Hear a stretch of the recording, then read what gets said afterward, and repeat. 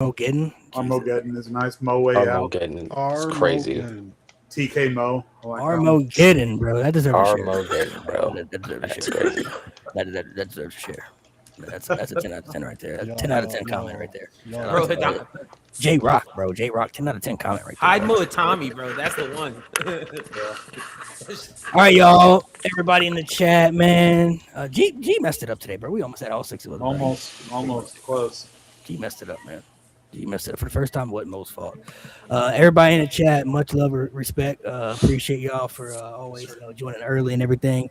Make sure you guys hit the subscribe button. So go subscribe to the No Name Wrestling Podcast YouTube channel as well. We're trying to rank up to 1,000 over there. We also trying to get some things planned, for some big stuff we got for the content for the page for the future. Today's episode is going to be pretty simple. We're actually just going to be giving our own takes on certain things.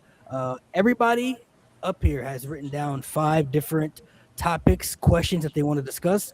None of us know what any of us are going to throw out there for topics, and we're just going to discuss it on the fly. So I'm not sure if there's going to turn into any debates or whatever the case is, because I'm not really sure what everybody's got written down.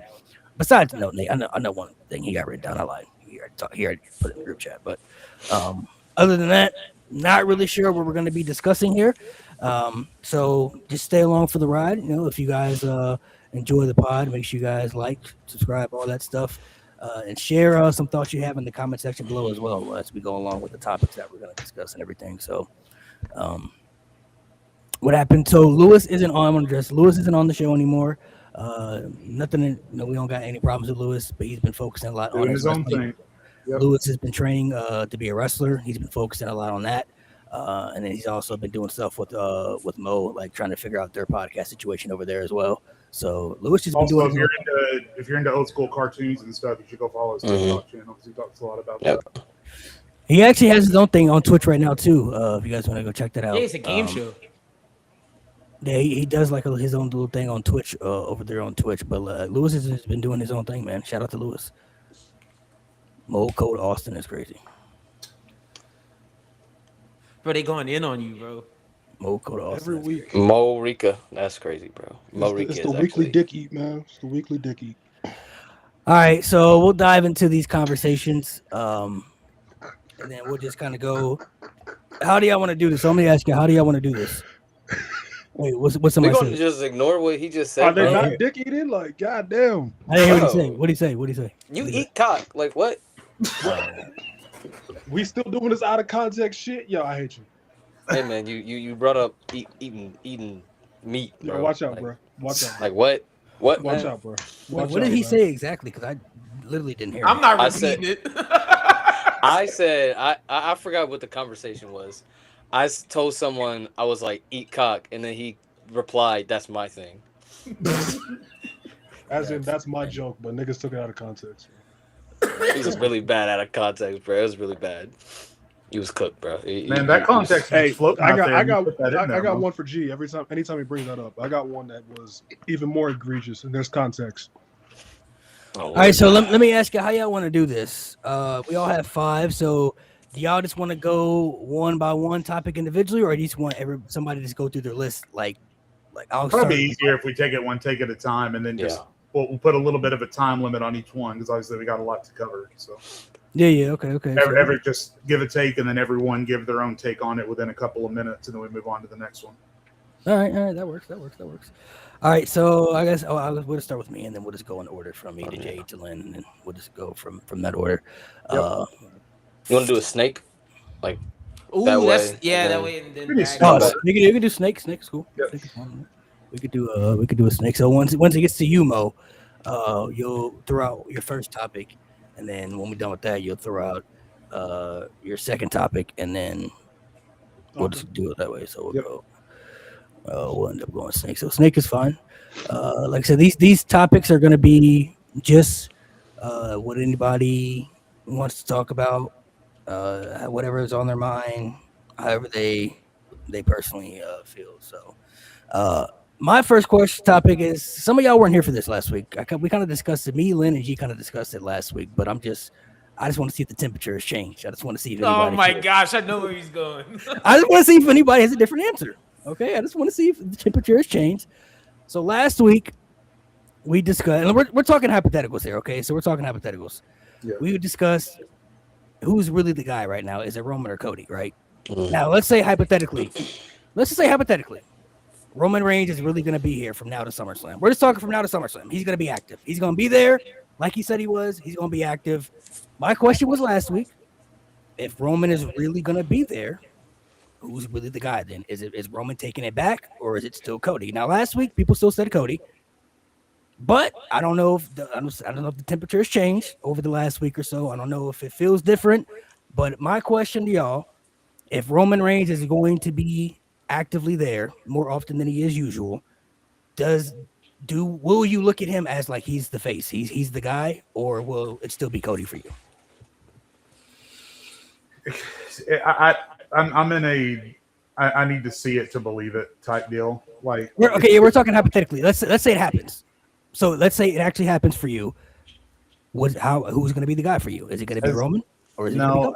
I think Cody has put in enough work to earn that. Like you're always going to have the and listen, I love Roman Reigns, but you're always going to have those Roman stands that are going to argue that he was always the greatest of all time, even though that's not true at all. But I think Cody has earned the right to maintain that QB1 status. And I also, again, even if Roman is more around than he usually is, I don't foresee Roman being as around as Cody is going to be. I think the argument honestly could be made that CM Punk is the guy right now, even without the title, just based on the stories that he's been in. He was in the main event of night 2. Cody wasn't. He's still the most popular guy in the company, as much as it hurts me to say that. So I think the argument could be made that neither one of them are the guy right now, but between the two, I would still give it to Cody. Leonard, you're last because we already know what your answer is going to be. But wait, it's funny. Can I add to what Jade was saying? It's funny about that CM Punk thing because Fightful reported that the top merch sellers in order was CM Punk, Cody Rhodes, Danhausen. Yeah. All right. Trash. Trash. But I feel like Roman at this point in career, he's just a special attraction. Like at the end of the day, Cody is going to be doing majority of the media appearances, regardless of if Roman's doing media appearances. Roman is probably going to do like Sports Center and all the big names, Jimmy Fallon show, all that stuff. Cody's going to do all the media, even the stuff that like on radio and stuff. Like Roman's not going to be the local stuff. Yeah. I'm saying like he's going to be doing the local stuff. Roman's only going to be doing like the big stuff. Like I feel like Roman at this point is just. It's just like you get him there, you have him on your TV to get people to buy the PLEs or to come to the arenas. Cody's the guy who you're like, hey, this is WWE, this is Cody Rhodes. We're going to put you on this billboard here. We're going to put you with this sponsorship here. So I feel like Cody is the guy, but Roman might be more popular, but that's only because he is a special attraction and he has earned that from his Tribal Chief run. So I would say Cody is still like the guy, the face of WWE, the guy who's going to be on all the billboards, doing all the media, which is something that a lot of people don't really talk about when they talk about the face of the company. They just want to talk about like the numbers they pull in for the ratings and all that stuff and merchandise sales, but they don't account the media. So I think it's still Cody, but at the end of the day, Roman Reigns is probably going to always be more popular than Cody Rhodes to like the public. Do you think Roman being there a lot more, do you think that's kind of a threat to Cody as far as like he might be coming back for that spot? I don't think he's coming back. I don't think he's coming back for the local shit, bro. I don't think Roman wants to do that. Like if you like just looking at how he carries himself, like I don't see Roman Reigns going to Columbus and doing the local radio station. I don't see him doing it. I don't think he wants to do that because like he's only going to go where they pay him the most, that gets the most attraction, the most engagement. Right. Yeah, and he's already done that stuff. And plus, like, yeah, it's like I just don't think he'll do that. I'll just say to that point, Nate, I asked my program director when WWE came to Lafayette, I was like, hey, can we get Roman Reigns? And he laughed at me.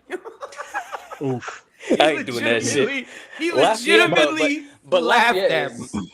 I think before you go, Mo, I think for me, What's really going to help determine it for me, honestly, is really also how they're used. Because there's certain bookings that we've seen them do with Cody for certain matches that I feel they would have never done with Roman Reigns. You know what I mean? I was Like gonna get to that later. Yeah. the Pat McAfee Jelly Roll stuff. Like I don't see them treating Roman Reigns like that, and I also think that kind of matters a bit. And if we're seeing from, let's say now to SummerSlam, you know, because some people think that Roman's only going to hold the title to SummerSlam, so let's say that's going to be his run.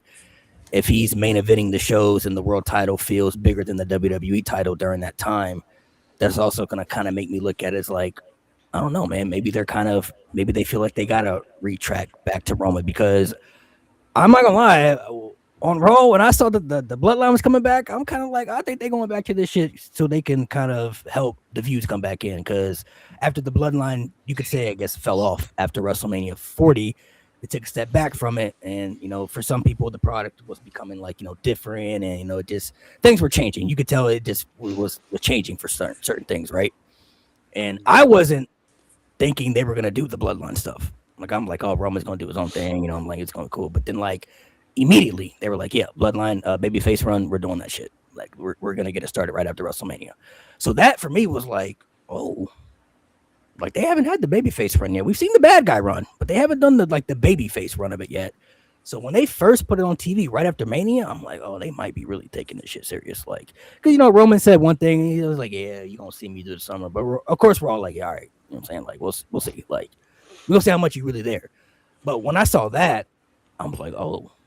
And then they brought up Backlash immediately. So I'm like, oh, he doing Backlash for sure? So I'm like, oh, shit. Like, this really might be like, he might be, because I think both guys truly believe they're the guy. Like, if you ask Roman, he's going to say it's him. If you ask Cody, he's going to say it's him. So I think both guys believe they're the guy. But I think what we see through now into the summer, I think is what's going to determine, at least for me, like who they view in that spot.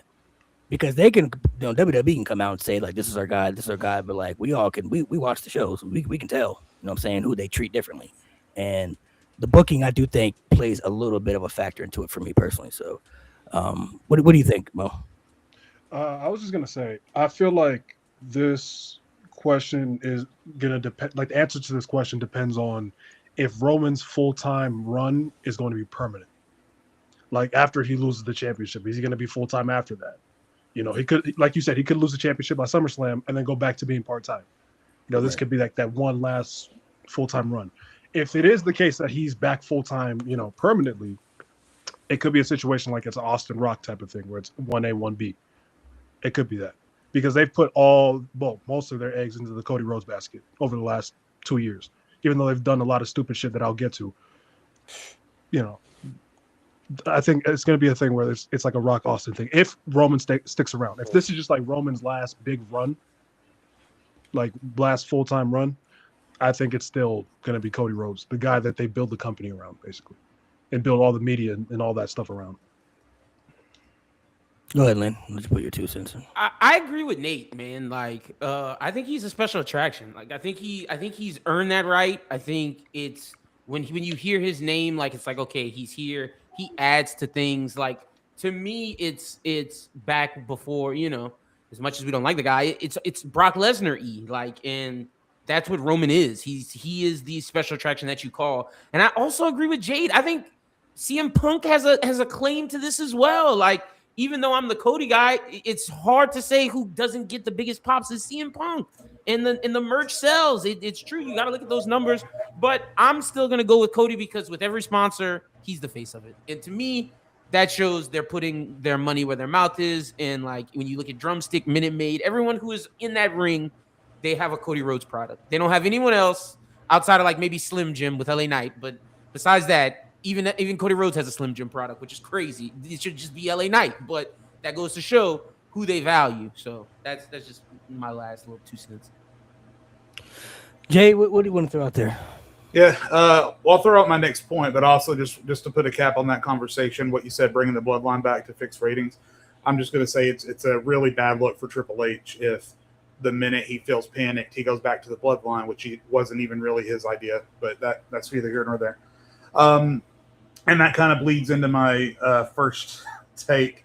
And everyone in chat's wanting us to talk about the releases, so this will give us the opportunity to do that.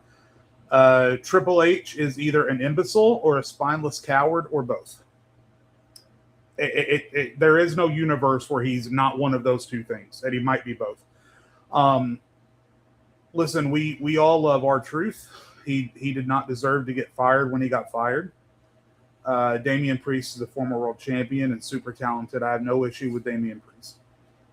But to be running a show where you think so little of your tag team division that Damian Priest and R-Truth are your current tag team champions, while simultaneously releasing one of the proven best tag teams of all time, who you haven't even had on TV except to watch Johnny Gargano plink on equipment boxes in the back.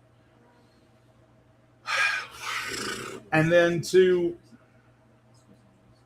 I can't help but feel the tremendous disrespect to Bray Wyatt's legacy, to milk everything they could out of that lantern in a story. And the second he gets it back, all right, that's good. You guys can take off. We're done without you for now. I don't get it. I don't understand it. And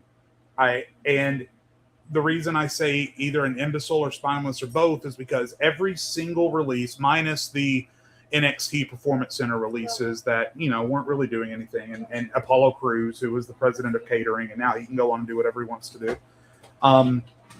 Every one of those top name stars that were released could have helped a problem that WWE has with their on-screen programming right now. And now they're just gone. So he's either an imbecile not to realize that, or he's a spineless coward because he either was involved in that call to release all of those people, or it was TKO. And he didn't have the gumption to stand up and say, you know what, these are my guys. I feel like this is a mistake.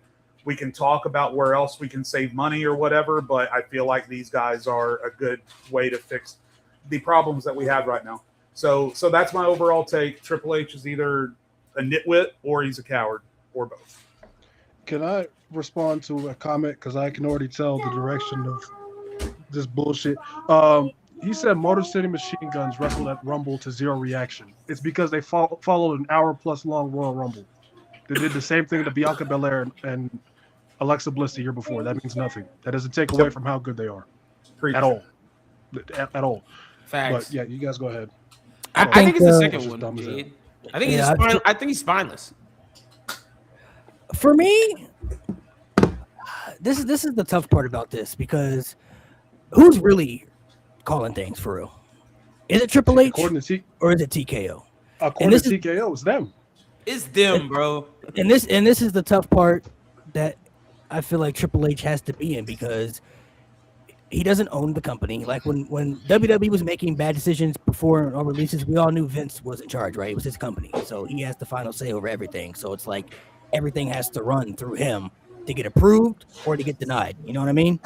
With Triple H, you have a spot and head of creative, but how much power is that really, though?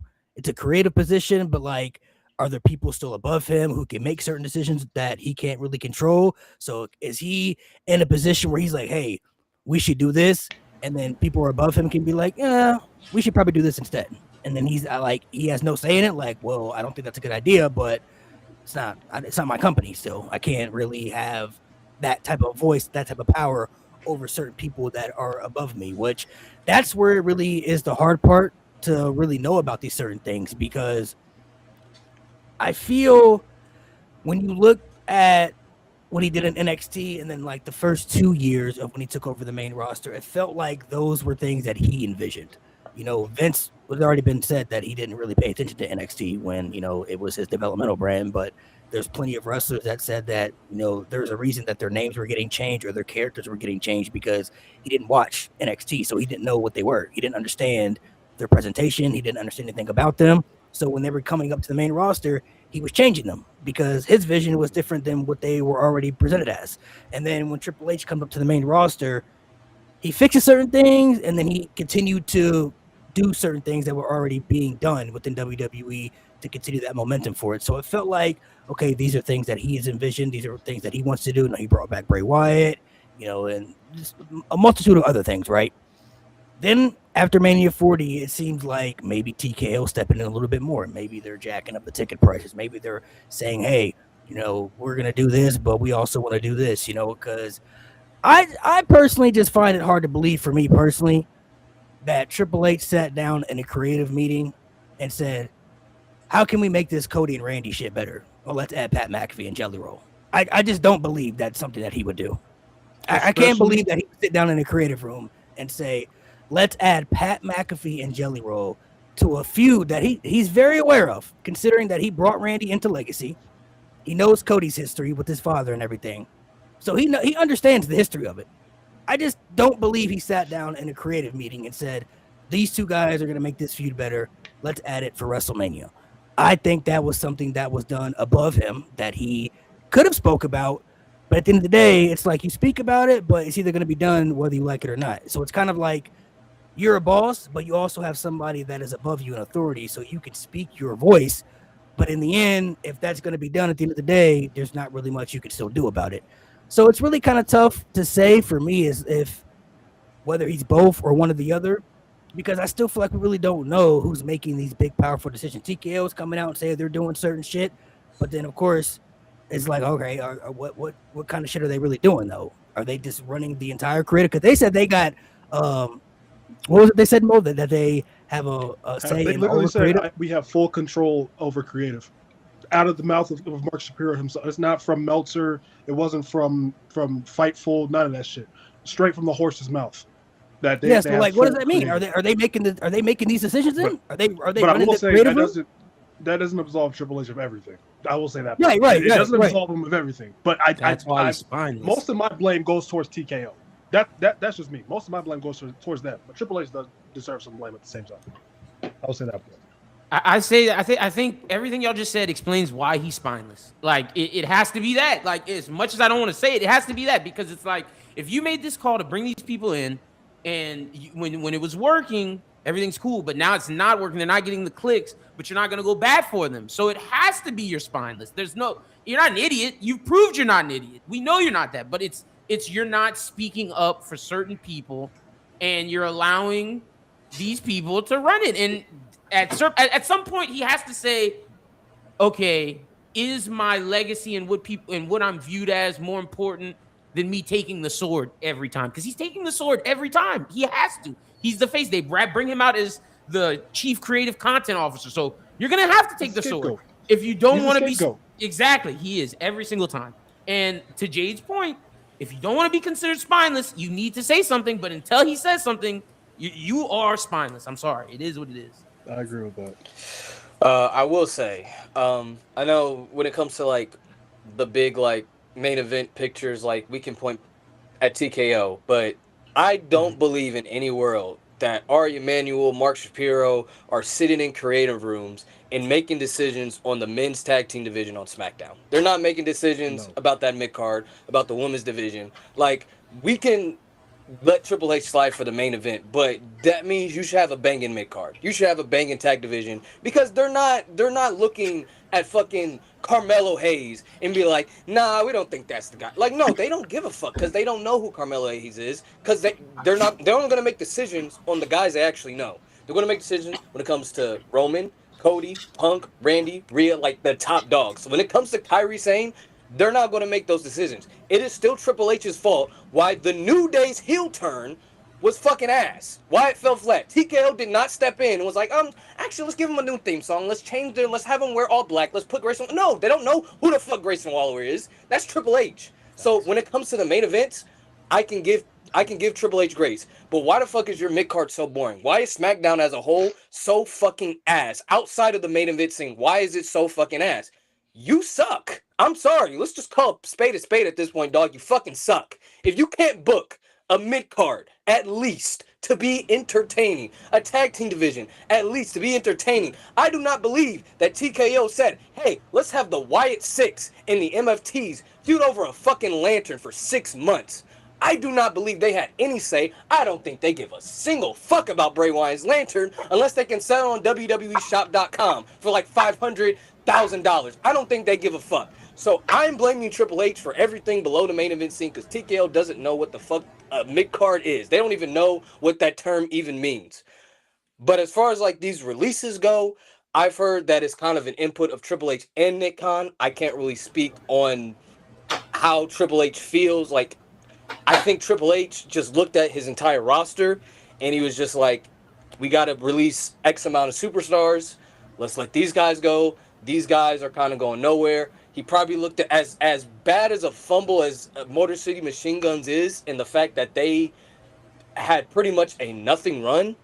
I think he looked at them was like, they're old. Like, they're one of my oldest tag teams. We still got these younger tag teams. Unfortunately, I got to let y'all go. And he probably signed them at a pretty damn good price. So that's probably one of the reasons why he let them go. But I can't speak for him solely. But I think Triple H is an imbecile. I think he is an imbecile. Because why the fuck is your mid-card division not cooking right now? Like, that's all I got to say. Nah, that's fair. That's fair as fuck. I think to your point, Nate, about the Nick Khan thing, I definitely think they look at numbers and like analytics and shit and see who's bringing in the numbers, and it's like it's not worth it. And just the chat saying like they brought in AEW guys, I definitely think they thought Aleister Black was gonna bring numbers, and he did not, and he had to go. No, That part's weird to me though. The fact that they were just pitching in creative that they were gonna put him in the Randy Orton and Cody storyline. They were just like, all right, never mind, nigga. Go home. Yeah, What? They said Pat McAfee got that slot, nigga. You got to go. Yeah, you gotta go. Like what? All right, bro. Pack it up. Also, I got people in chat telling me that the Machine Guns getting released was justified because they were in their 40s. I need y'all to go check Damien and our Truth Sages real quick. Facts. Remember, those are the What guys does at the top Damien- of that division, and I need you to just report back to me, okay? Thanks. Can I just say something real quick? I don't know why people are so adamant. Like, you're 40, you shouldn't be doing this, or you shouldn't be in like a top spot. You shouldn't be in a prominent position. Undertaker hit a fucking second prime at 42. Yeah. I don't want to hear that shit. I don't. If you're producing good quality, I don't give a fuck how old you are. Right. I don't care at all. Y'all gotta drop that bullshit. I'm sorry. Y'all gotta drop that. go ahead, Mo. You want to give your take on this, or I mean, spineless is probably the right word for it. I don't think he's a complete imbecile, but he does make some dumb decisions even before TKO came around. The Austin Theory cash-in. But that was terrible. He really thought that was a good idea. He Spineless, thought he ate with that. spineless is probably the word I'd go for.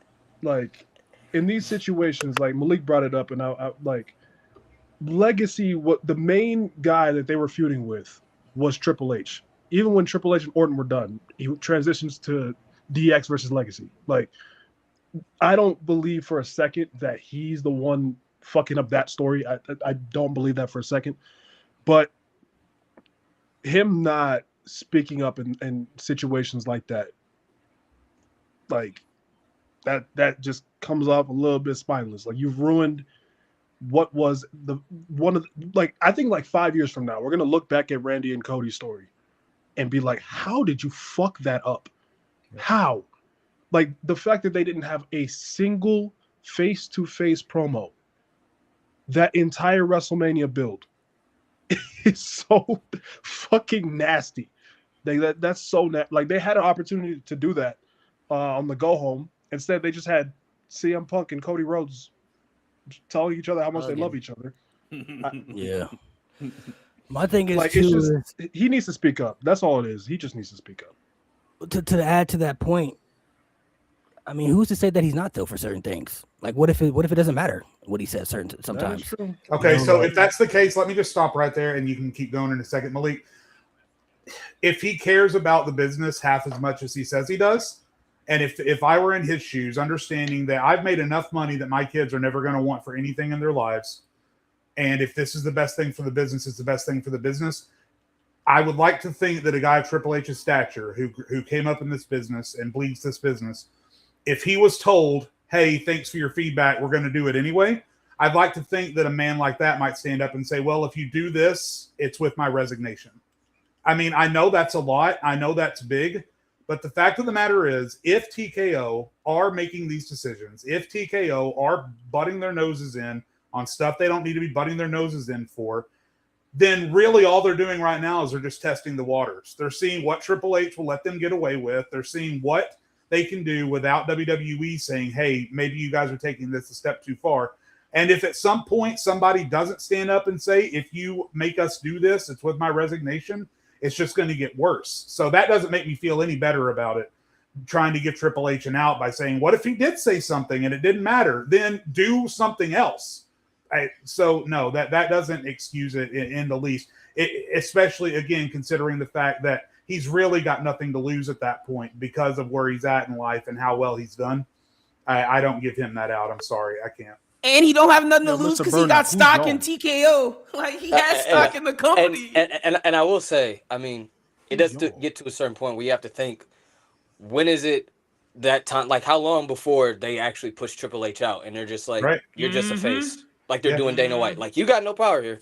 You're just We're gonna have our own guys. We're gonna hire our own creative team, and you're just gonna be out there for the press conferences and to open the shows because you're a recognizable face. Like, how long? Because Yeah. I can see them doing that. I don't see. With Say the welcome direction- to WrestleMania and get back behind your desk. exactly. Like I don't see him in the next 5 years having any power in WWE. And I'm not saying I want that. I'm saying that's the direction it's going. Because if they're doing this now, if they're inserting Pat McAfee in a main event, a WrestleMania main event, and they are admitting openly that we have creative control, like, this is just the beginning. Like, in 5 years, like I said, I truly don't think Triple H is going to have any power when it comes to the creative input of WWE. Yeah, He'll just be a so legend that we know. I guess it's a perspective of how you would view it and look at it. I mean, I think him walking out it's kind of crazy if you ask me. I mean, that's a He career. cares about so the it's business half as much as he says he does. I mean that's all I I'm mean, saying. yeah, but it's like, who's gonna walk out of their career that they've done his pretty much his entire life? I mean, he could say. find, His he could entire adult literally, life, yeah. I mean, he could literally work somewhere else. Bro, Like, he could, but he's not leaving. He that could You go way. think to Tony NWA Khan and hired fix him? their shit. Nah, bro, I don't even think it's. I don't even think it's Tony something. Khan I don't even think it's something like that, Mo. I think he has enough carte blanche and enough pull. I think he could go to one of these companies and be like, "Let's do something." I think he could. I truly course, think He he can could. start his own But it's promotion. like- That's what Yeah, I'm he saying, could. Nate. I think he could go to Peacock and be like, "Let's do something." He could obviously leave and go do something, but he's not Game doing time that. wrestling. Like he's been with the WWE I do black for and gold. Let's get it. 3 generations now, and he's been probably waiting for a spot like this because he's been in the family for 2 generations. So he's always assumed this was going to be my spot. He probably was told, maybe even behind the scenes, like, "Hey, it's going to be yours, one day." Like it pretty much was kind of set in stone when he was in NXT. Like, this is going to be yours one day. I think he even cut promos about it on TV. Like, this is going to be my shit one day. You know what I mean? Like, it's going to be mine. So I don't think another But company. it's not even his, though. Yeah, that's what I'm saying. But like, he could still be borrowing, waiting his time. I mean, who knows? Like, I don't think another company I coming don't in know. is going Main to event force of WrestleMania in Saudi Arabia is going to be I Show Speed versus Jelly Roll, but at least my paycheck says CFO in it. Yep, that's great. Awesome. I just can't give I him wish that I had the out. I'm sign not ready. doing it. I mean, that's just y'all. But for me, it's just like a business is a business at the end of the day. So like, you have to work for somebody at the end.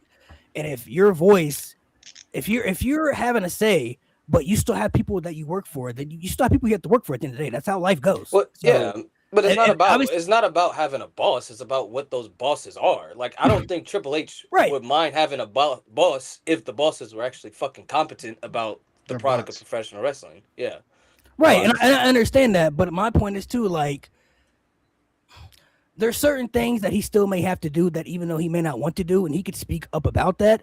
But at the end of the day, if this is what is going to be done, it's what's going to be done. And I think he's used to that because it's how it was before he took over. When Vince was running the ship, yeah, Vince, oh, this is not good. We don't want this. Vince was like, well, fuck it. We're doing it anyway. All right, well, okay, guess this is what we're doing.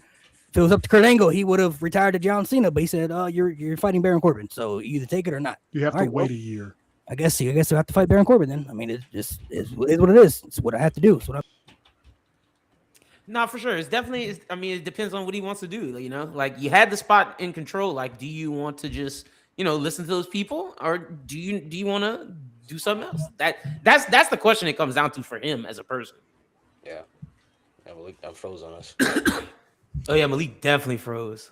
You might as well just damn. give your take right now, Lynn. Like, that's great. Somebody should get a That's screenshot. a TKO crazy froze that freeze. boy. Yeah. That's a wild freeze. Will he be able to get back in? Isn't he running Yeah, this I'm live? Oh, Okay. there we it go. is. It was a wild freeze, bro. I don't know what happened to that. Wild freeze. Y'all, everybody still can hear me? Yeah, we got Yeah, you. you good. At the end of the day, I think Triple H has the double-edged sword, though. Anything that happens good in WWE, he's gonna get the praise for. Anything bad that happens in WWE, he's gonna take the downfall for it. He has the double-edged sword right now. Like whenever something good happens, first thing you see people online talk about Triple H. You know, like Triple H did this. He's cooking again. Like he's doing great things. Anytime anything bad happens in WWE, Triple H, you're terrible. You got to get out of there. You're losing control of your job. Like he has the double-edged sword effect. But this isn't a bad booking decision. This isn't the wrong If person it's going anything over bad, though, WrestleMania. anything bad is going to fall on him. But Malik, there are levels to it. You Anything you he has the can't- double-edged sword. You can't deny that. That's a fact. He has the double-edged sword. all right. Anything bad that happens in the company, you always see it on social media, whether it's a booking, whether it's a release, it's Triple H's fault. You see it all over. I don't know. Poor Triple H. Poor Triple H. But anytime anything good Power happens, it falls on him too. It's a double-edged sword. and never Anytime gets something enough good credit. happens in the company, anytime something good happens in the Jay not company, trying to hear none of that. he's the praise. It's like I'm not trying to hear this shit, nigga. Because I ain't trying to hear that shit. Poor Triple H is all Nigga I got hates to more say. Triple H more than me. It's not poor Triple H. It's just a fact. I'm sorry. It's Damn, true. you might hate Triple H more than Maven. Goddamn. I just think I to hate Paul Levesque, to that's loop the in. I just think to box in and to loop in, holding him accountable for poor booking or ignoring the tag division or whatever. To box that in with bending over and let TKO make him call them daddy. I feel like there's two different things The going on fuck? there. I mean, I've reached the I point beg in your the pardon? conversation where I've lost all sensibility. I just What do you mean by that I feel like we need to cut that in half. Have a conversation when it comes to booking and program quality and things like that, and say, okay, do we need to balance it a little bit more versus just lumping that in all together? It doesn't make any sense to me. Like I said, So it goes I to my point. understand Double-edged sword. that a business is a business. I understand that everyone's got a boss. But the thing that I've always loved, and I know we got other stuff to move on to, but the thing that I've always loved about professional wrestling and the thing that I respect about professional wrestling more than anything else is that it's always been this brotherhood. You know, I can think back to Undertaker trying to choke somebody out on live TV because they called one of the other wrestlers, fake and shit like that. And now we're just letting this conglomerate of TKO just come in and make these determinations and directly impacting the programming is just silly to me. But anyway, that was my take. I'm glad that went over well. And do we blame Vince for selling the company too? Because wasn't he part of that? We just go slide past that, bro. I mean, I was gonna let it go, but y'all still on it. Bro. Lester, he was just laughing. Bro, I'm laughing because of these two motherfuckers, bro. I was gonna bypass it. I was just gonna let it go. I was Nigga said daddy, bro. I These two niggas, bro. can't. that was I wasn't able to get my do-rag out, but that was a little bit of do-rag Jade slipping out. That I'm was not gonna lie. Durag Jade ass. That was yeah, for sure. That was do-rag Jade slipping out. Oh shit! I needed that fucking laugh, bro. Oh shit. All right, so I got something fun for us. We were having. Go ahead. Let's move on. Go Since I ahead. got something fun for us, who's the best AEW champion to y'all Of all time? Kenny. of all time? Yeah, best Kenny. AEW champion. Ooh, And I think ooh. my Kenny or answer Mox? is Moxley. It's Kenny or Mox. we're doing like my combined answer's gonna be reigns, Ooh, that's a good question. I didn't or think about just like that. one single reign. my answer is gonna be different then, because I think the most interesting the title for me ever felt was when MJF had it. See, I was thinking. About Really? It felt the most important, and it felt like it was must watch when he had the title.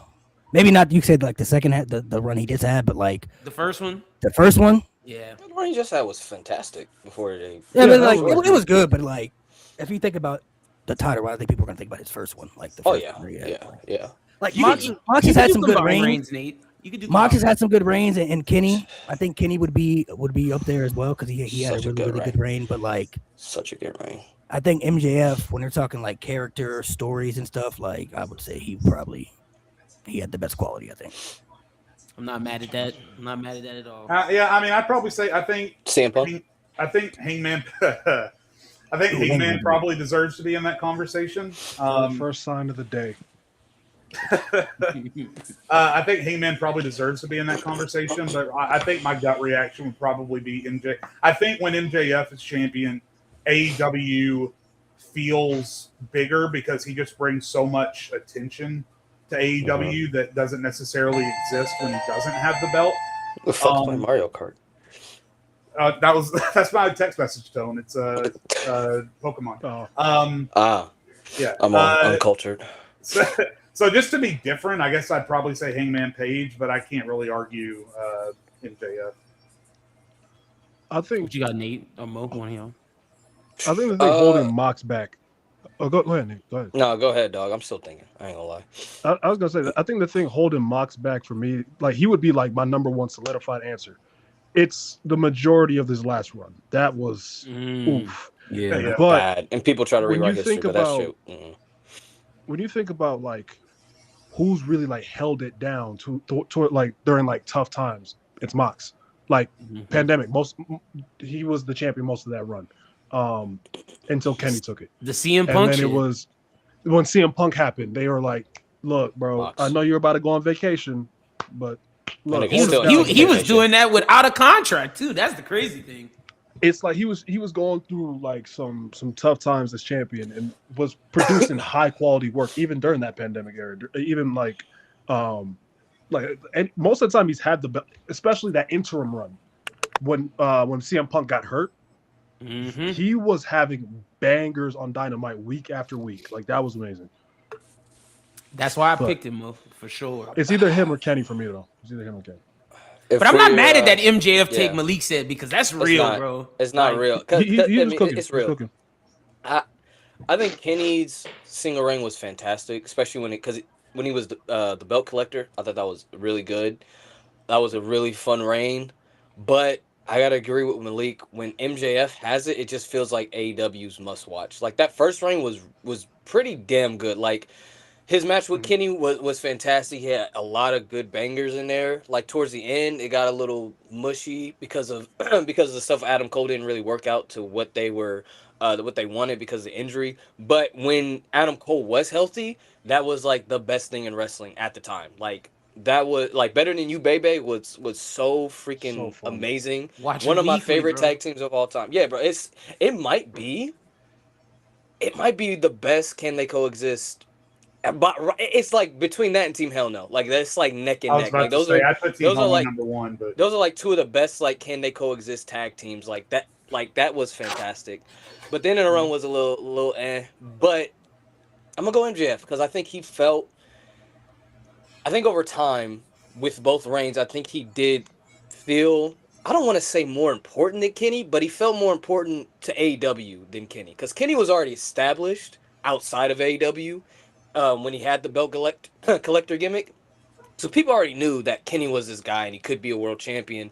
We weren't really sure if MJF could be a world champion yet, if he could really hold it down like that, and he did it twice, even though that second ring got cut very short. I think if he would have kept the belt, if you would have kept that on him for like even just the rest of the year, like I think he would have had one of the greatest world title runs of all time at the direction he was going. I think it was only two, but he had two banging. Well, I didn't really like the death match, but that's because I don't like death matches. But a lot of people praise that death match. Like, I can't deny like the storytelling they had within it, like towards the end and all that stuff, and like what they did to each other. And like his first match, what was his first? Fuck, I'm slipping on who was his first defense. When he in the just won it second right now? No, The yeah, last the one? second one. The second one was Kenny. No, not the Yeah. second one. I'm talking about the first one. The first Oh. defense he had. It was oh shit. Okay. It's fucking banging ass match. I forgot who the fuck that I was. forget who it remember. is. Was Hangman his first defense? No, he Am won I it tripping? off of Hangman with the death match. I'm pretty sure. Oh no No, no he no no retained. no He no no no. retained. Hey, Hangman, what the death match was the first defense. this is The death true. match was the first one. Okay, War for okay, me. okay. I was thinking, okay, because he won it. Because he won it at the That's four why. way off of Samoa Yeah, Joe. yeah. Right. I feel like he has some Full matches gear, on yeah. Dynamite that I'm forgetting about.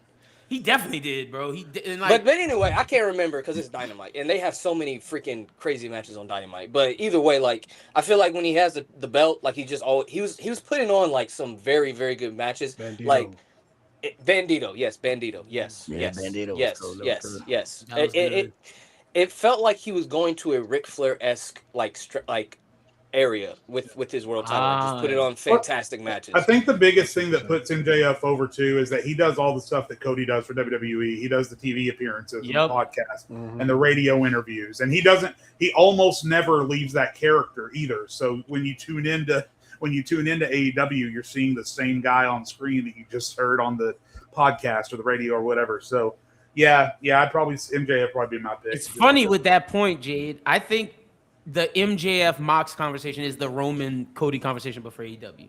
Whereas I think Mox is the Roman in the sense that he's big time. He doesn't have to do any of the thing. He can go to New Japan, win the championship, bring it back to AEW, defend it, do all that. Doesn't have to be there, but he will be.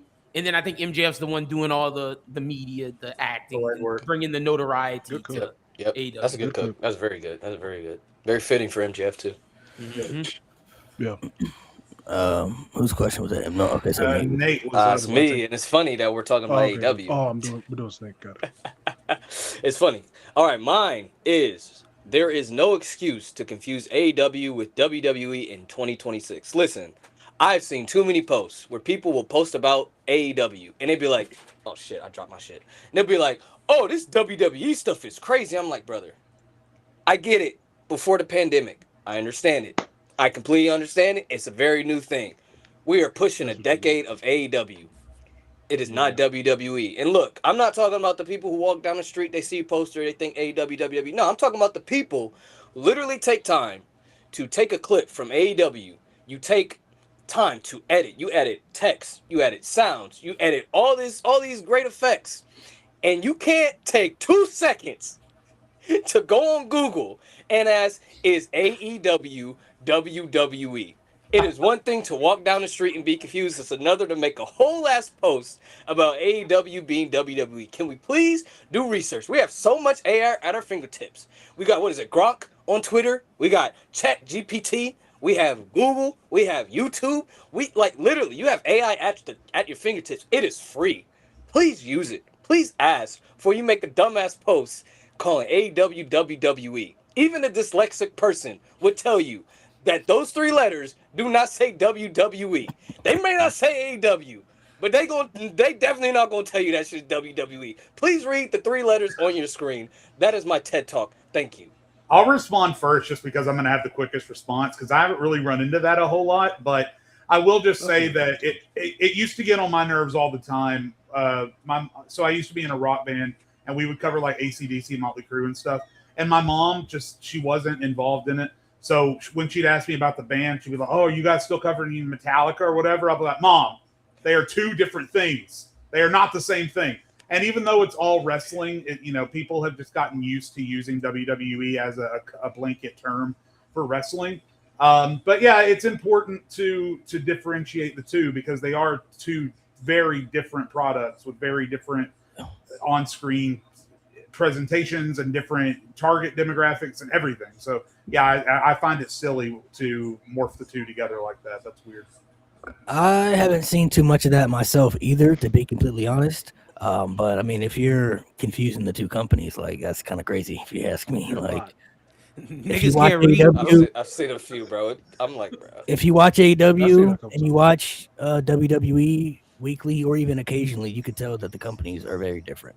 Like they're not booked the same, they're not used the same. It's very different, and that's a good thing. They should be different, but yeah, that's crazy. I've never seen I've seen that, bro. I made a video about it. I still got it in the drafts. I need to release that video because Mo, if you don't have nothing to say about that, you can go to your first topic. Yeah, my only response to that would be open up the schools because y'all niggas can't read. But Linda McMahon's in charge of the schools, bro. You see that's true. That's true. Oh God. But my first take of today is that I think Obafemi needs to get the 2002 Brock Lesnar push. There's no reason, and I've talked about it on TikTok. There's no reason in a couple years we're not talking about Obafemi's main roster rookie year the way we talk about Brock's, the way we talk about Kurt's. Mm-hmm. No reason. That man to me is beyond ready. I've seen a couple people try to flip it and be like, he's not ready. He's not. What is he missing? D-Man, what is he missing? Nothing. He got the in-ring. We've seen the bangers in NXT. He can clearly cut a promo perfectly fine, and if not good. You know what I'm saying? He's got the crowd connection, and he has the presentation of somebody that you Brock Lesnar to the top. There's no reason he's not in those conversations in a few years. Now, I'm not just saying this because we both West African. That motherfucker deserves it, bro. He's proven that. The Brock feud to me, especially that last promo on the Go Home Raw, I was like, yeah, he's ready. Yeah. My thing is too with the argument of how do you know somebody's not ready unless you give them that opportunity? That is also true. I mean, sometimes you can tell when certain people aren't ready. Like, you know, when they were trying to, for example, like when they were trying to push Roman in the beginning, you were kind of like, Jack Swagger. Like, Yeah. I'm not feeling that Roman Reigns stuff. You know, he's not ready yet. Don't But remind me of Big Dog Roman right now. eventually, though, like you got to give somebody an opportunity, and if they fail, then that's on them. You know, if they failed, then at least you tried. But like you're just gonna wait forever or just not do it. That doesn't make sense. That's how you don't build stars for the future. You know, when they brought in Kurt Angle, if you really want to be technical, when they brought in Kurt Angle, he wasn't ready for that push when they first brought him in. He was still trying to figure shit out. He said it himself. He was still trying to figure out what the business was, but he picked it up. You know what I'm saying? He found he got hip to it and he became good. Brock, you maybe say the same in the beginning too. Was Brock really ready for that push in the beginning? Maybe not, but nigga was ready when they gave it to him. Shit, I'm gonna take it. You feel me? I don't know the last time I felt something different about a superstar where I'm like, bro, if they fuck this up, this is gonna be like generational bad. Like, yep. You know, I mean, obviously we've all talked about Braun Breaker. You know, obviously we all kind of figured he was gonna be, you know, in a prominent spot, but like Obafemi has something to him where I'm looking at him like, even if you don't want to make him the face of your brand, if he's not a main event guy for the next 10 years, what are we doing? Yeah. You literally have somebody special hand it to you on a silver platter. All you have to do is just execute it at this point. And the thing about Oba, I was going to say real quick, the thing about Oba, he seems like he's way more committed to this than what Brock Lesnar was. Because remember, we only had 2 years of Brock in the beginning. You only got 2 years. Oba, I think I seen him say like he's going to be around a minute. Like he don't plan on retiring at all. Like he's gonna be. He's not about to go to UFC, bro. He's not about to do none of that shit. Exactly. He's staying right there. Exactly. And the thing with the y'all know how I speak on Trick. The thing with that is he's not going. Oba's not going to act. Like he's not going to do none of that. He's gonna be here. Like he's gonna be here, 100%. I just want to ask Mo, who would you have him beat? I think that's the major thing. Do you have him beat Roman or do you Roman Reigns? Mm-hmm. I think Roman or Cody honestly would be good for him at this point. I mean Roman would be a bigger like, oh shit, like you know, be Roman and Brock in the same year. I think he is there for Cody. We talked about Cody being the guy, so like, and Cody doesn't lose much either. So if he beats Cody, like, and if you think about it too, if he's the first person to beat Cody, Cody hasn't lost clean since coming back. That's facts. So if he's the first person to beat Cody like without interference or like any help, I think that's pretty big too. I just don't think that you do all that teasing at the press conferences about, you know, we'll see how you're at SummerSlam. And I don't think you do that if that's not the plan. So I think that's the plan. The reason, let's not even talk about the athleticism, the promo ability, all that stuff. All of that is there. Great wrestler. The reason I know that he is can't miss, you better not screw this up, is that Boyd's, he's got people out there, what I call fandangoing. I watched a highlight of a NHL Stanley Cup game the other night.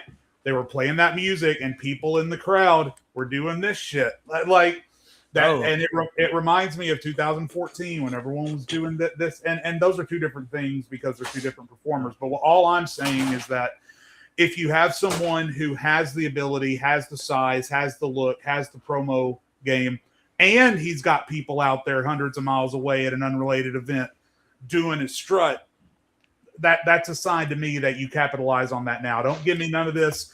Oh, make him a U.S. champion for the summer. Don't give me any of this. Oh, just hold off until the Royal Rumble. Don't give me any of that stuff right now.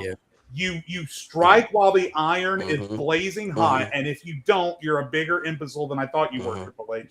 Sorry to bring it back. No, you're right, bro. My Nah, fiance facts, goes facts, around the facts, house facts, doing the facts. strut, and she doesn't like any of these wrestling shit that I be watching. She'll be doing that strut, and she was ready to watch that nigga beat up Brock Lesnar. I was like, oh my gosh, I've like, never been so damn. hyped in my he's life, right. especially Oh, being in yeah. the arena. Oh boy, Facts, boy. bro. Watching that. I nigga was doing beat the Lesnar accent the was- whole time. I was doing the accent the whole match. No, Of course you were. do it Well, to Hey, him. you know what I was saying? Put him Shout in out the to ground. Dub. You know what I was Put him saying? in I the was saying ground. the whole time. Shout out to Dub. I was like, he ain't Kofi, nigga. Yeah, facts. Yeah. Also, too, you gotta think too. I know. I mean, me and some of my other friends were talking about this in a group chat the other day because there's been people posting about it throughout social media. There may become a point when, of course, the fans may turn on him because they turn on everybody, right? Like the Yeah. IWC Yep. switches up on everybody. But again, that didn't stop you from solidifying this man as a main event guy. You know what I mean? Like, you have to make new stars for the future. Let him turn. Let him turn. Like, Because at shit. that point, if you're gonna stop someone's push for that, then just don't push nobody. Like no one gets pushed because they literally turn on anyone who gets pushed. Like I know I hate on Danhausen, but they're gonna hate on Danhausen in three months, calling him corny. They're gonna say what I'm saying right now in 3 months when they was just saying you are cursed to the TV every single week. I won't. Like that's I how they won't. move. Like I know my y'all guy cursed love- the- stay he- getting cooked on the internet. He Stay cursed the Knicks. He cursed the Knicks. I'm very happy. That's so crazy. That's crazy. I Yeah. can't. Hey, stand I'm not that gonna lie, kind of Nate. If cursing. the Knicks lose, it's over. Yo, it's over for you. Danhausen through the roof. I'm gonna bro. laugh so hard. It's over. I'm gonna laugh. I mean, so they're hard. gonna lose anyway. But yeah, but Who's the okay? Let me ask you this: who's the last? just don't curse LeBron. If he curses LeBron, I'm gonna have to see him, bro. Like, Please. If he curses LeBron, I'm Chill. like, nah, bro. Nah. No, he ain't gonna curse the Lakers, bro. We're gonna have to see him. I'm gonna have to see you, Danhausen. if you To touch my be quite kid. honest, I don't even know if you can curse LeBron. He still might. Bro, he doing 41. some 41 crazy doing some shit, crazy right shit, now. bro. Oh my god. Throwing alley hoops to his Yeah. creative player. Like what? Like Creative players, Bro, I'm so close I'm a to Rockets switching fan. over I to don't the want to Brown talk side about of the that GOAT shit right debate. now. Like it's I'm about over. to switch For me, the over. Bro, it's debate's so crazy. over. At 41, I'm about to close switch this over, shit out, bro. This shit is crazy. I'm gonna feel I'm bad about for to go people who over. like if we have kids, we have to just tell them like, yeah, man. Y'all didn't see it, bro. I didn't see You this. missed Like we want to LeBron, tell man. you missed John Cena and you missed LeBron. Like I remember going to the And you movie missed the theater to trouble watch LeBron's movie in high school, bro. I remember that shit. Crazy. Mo, what's your next topic? You get All right, we're doing snake. So another topic I brought up on TikTok. I don't know where they went wrong with Cody after WrestleMania 40. I'm not saying he's obviously he's the guy, right? We can agree on that.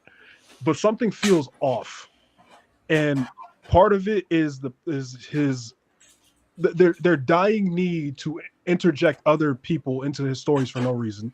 That's right. AKA 40, even though that worked out, 41 and 42. Like, why? But also, I feel like, I don't know. I was watching a Cody promo, like the promo he cut right after he won his first Rumble. And I'm like, bro, he don't be cutting promos like this no more. Like, the promos don't hit the same no more. what the fuck? Like, so something's just different about Cody. And I don't know if it's just me. I want to hear what y'all think. I don't know if it's just me. Yo, what kind of comment is that? Bro, I had to show it, bro. It was hitting. I was like, nah, everybody's got to see this. Yo, that's crazy. Insane. Everybody's got to see this. I beg your What the- pardon. What does I that saw that shit even that threw mean? me off. It's because his son plays for the Lakers. It's time to Got it. Oh, That's shit. wild. I That's had, wild. I had to put it up, bro. You put yourself up, bro. Wild comment. Oh shit. I think for me too, I think it also goes to a test of it's always like this in wrestling with baby faces. People just love the chase more than the actual run. You know what I mean? Yeah. It's just That's fair. when people, especially when you're the underdog baby face, when you're the underdog type baby face, everybody loves the chase. But then when you're finally done with the chase, you know, you look at Becky, you look at Kofi, you look at Cody. I can't really count Daniel Bryan because he got injured afterwards, so we don't really know what happened. You know, what would have happened with Daniel Bryan, but everybody just really loves the chase. I think that plays a part into it. Like for me, I don't think there's any. To me personally, there's been nothing wrong with Cody since WrestleMania 40. He's been the same guy. You know, his feuds obviously have been affected by certain things and booking that is really kind of out of his control. But I think there are people out there who feel like he hasn't done anything good since Mania 40. Like the Kevin Owens stuff was good. The AJ Styles stuff I thought was good. You know, he's done some good stuff. It's just, if we're really being honest too, I think what hurts Cody is coming off the Roman stuff, because what Roman did, Yeah. he put things so high. I just think people are comparing the two. Like anything Cody does, I'm talking about certain fans. I'm not talking about everybody. There's certain fans. Right. Like everything Cody does, they attach it to Roman.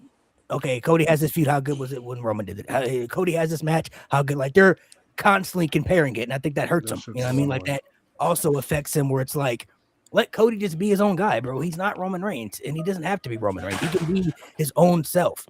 He can do his own thing and still make it good without having to try to copy and paste somebody else. I think those two things play a factor into it, because I've seen so many people just. Yeah, I think there are three things that go into it, Mo. One of them definitely is what you guys referenced, the fact that they, for whatever reason, as much power as they've given Cody Rhodes in the booking and stuff like that, for whatever reason, they can't seem to just trust him to just have a freaking match. There's always got to be some type of shenanigan or outside interference or what.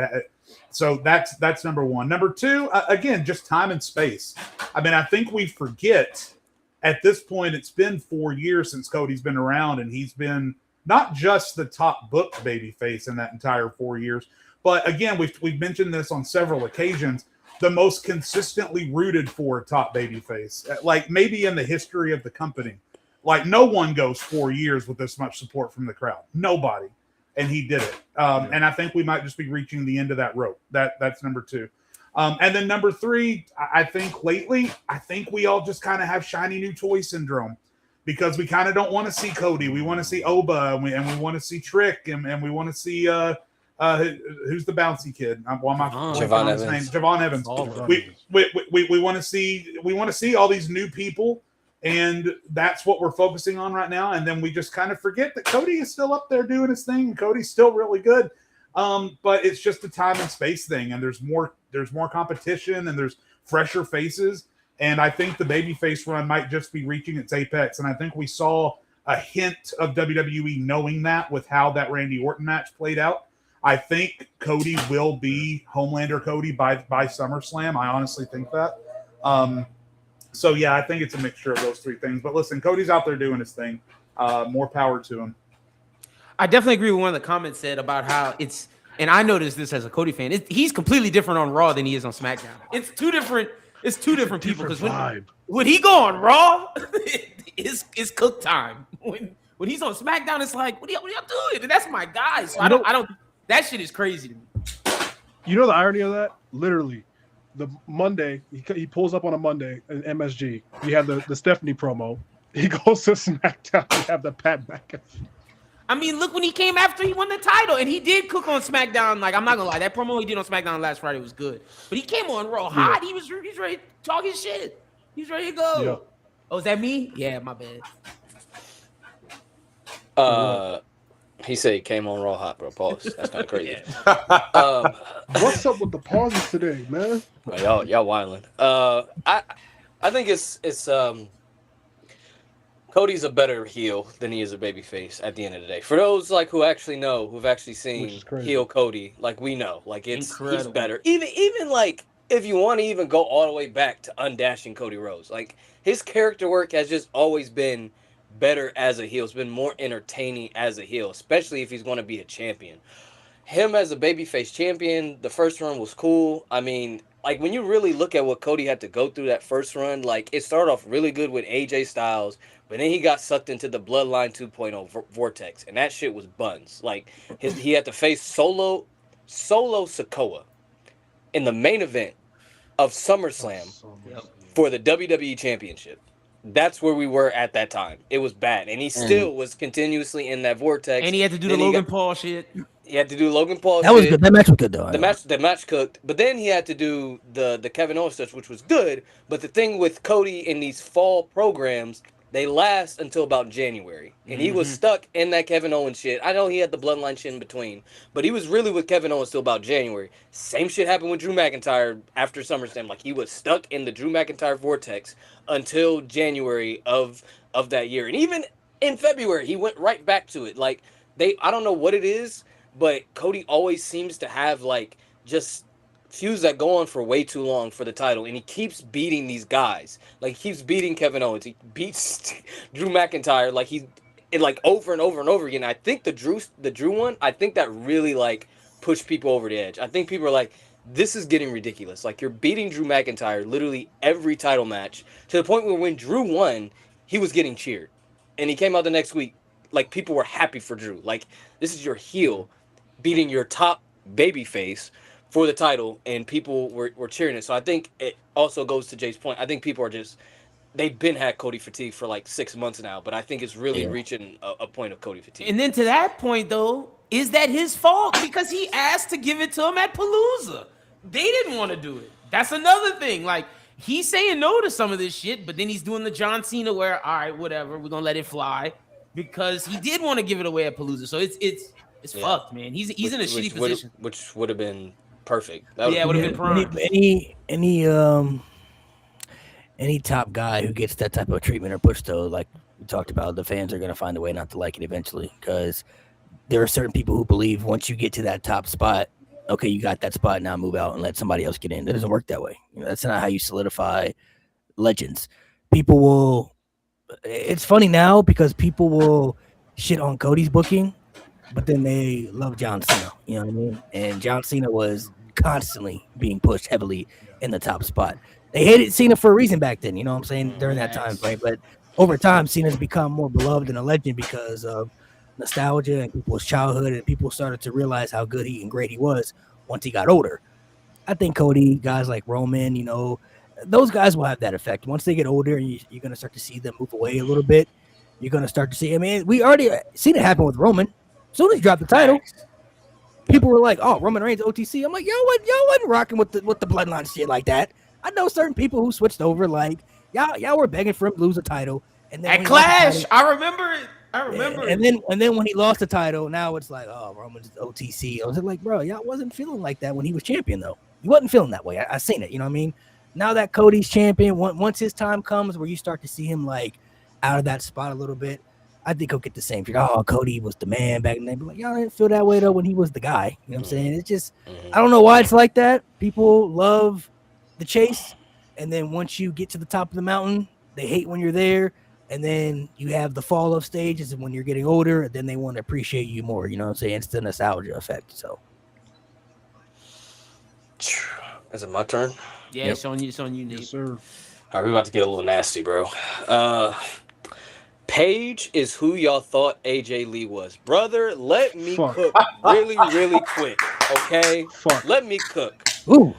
A lot of y'all in this community, the IWC, was saying, AJ Lee's washed. Oh, she can't keep up with the new talent. Oh, her mic skills have diminished over time. Oh boy, the person who y'all thought AJ Lee was is finally here. And the funny thing about this comparison is we didn't have proof that AJ Lee was washed. We had no proof. We didn't know because she'd been out wrestling for a while. We have literal video 4K footage that Paige is fucking washed. I'm talking about Paige the wrestler, not Saraya Knight. I think she's a lovely person, but we're going to talk about the wrestler Paige. Boy, oh boy. Brother. Let's see. Lettuce, onions, pickles, hold the tomatoes, extra mustard, extra mayo, sesame seed bun. She did some burger wrestling in AEW, brother. Let me tell you. You saw that sequence with Toni Storm? What the fuck was that? That's Toni Storm, one of the best wrestlers in the world. I never seen, till today, when I saw Alberto Del Rio deliver that clothesline in DDT. That was terrible. I've never seen a wrestler wrestle in 0.5 speed. That shit was terrible. Like, y'all want to say AJ can't keep up with these girls? Paige couldn't keep up with the AEW girls, and there was some hoopers in there. You think she could keep up with Bayley? You think she could keep up with Lyra? You think she could keep up with Charlotte Flair? Like, nah, brother. No, we're not doing this. We're not doing this. Paige, she is what y'all gonna find out. Y'all gonna wait till Backlash or whenever she has a match. Wait till she has that singles match. And she moving at 0.5 speed. And she buffering in the ring. I've got nothing else to add. I can't argue that, bro. I think Paige is a theme song and a nostalgia high and nothing more. She was great. She was great. She was great back in the day. I hate what happened to her. I hate how she left the company the first time. I'm super happy for her on a personal level that she got that clearance from WWE that she's been seeking for the past 10 years or whatever. But yeah, it was a great WrestleMania moment. I'm happy for her as a person. She's got a great theme song, and she's a lovely person. But that's not the problems that the women's division has nothing to do with Paige, and Paige isn't going to fix the problems that they have. Definitely ain't going to fix that. Definitely ain't going to fix that women's tag team division. Bob the Builder couldn't fix that shit. So, it was cooking before they did that Bella shit. I will say I will never knock people for liking who they like and nostalgia hitting, because we all have those nostalgia feels sometimes. But I also think you got to be a little realistic sometimes when it comes to your favorites too. You know, it's okay to like who you like. There's gonna come times though when you're like, man, you know, you're gonna have to kind of be honest with yourselves about certain things, about people that you really enjoy. I do that with Roman, never mind, and stuff like that. Roman, I mean, it's with anybody. Roman, with everybody. I mean, look, when Kobe Bryant was my favorite basketball player, watching him, you know what I'm saying, but as he started to get older, I was like, yeah, he ain't got it no more, bro. Like it pained me to say, you know what I'm saying, but I was like, you just don't have it no more. It's not there. It wasn't Celtic Shaq bad. That's a fact. Look, I was one of them people cooking AJ Lee, still am.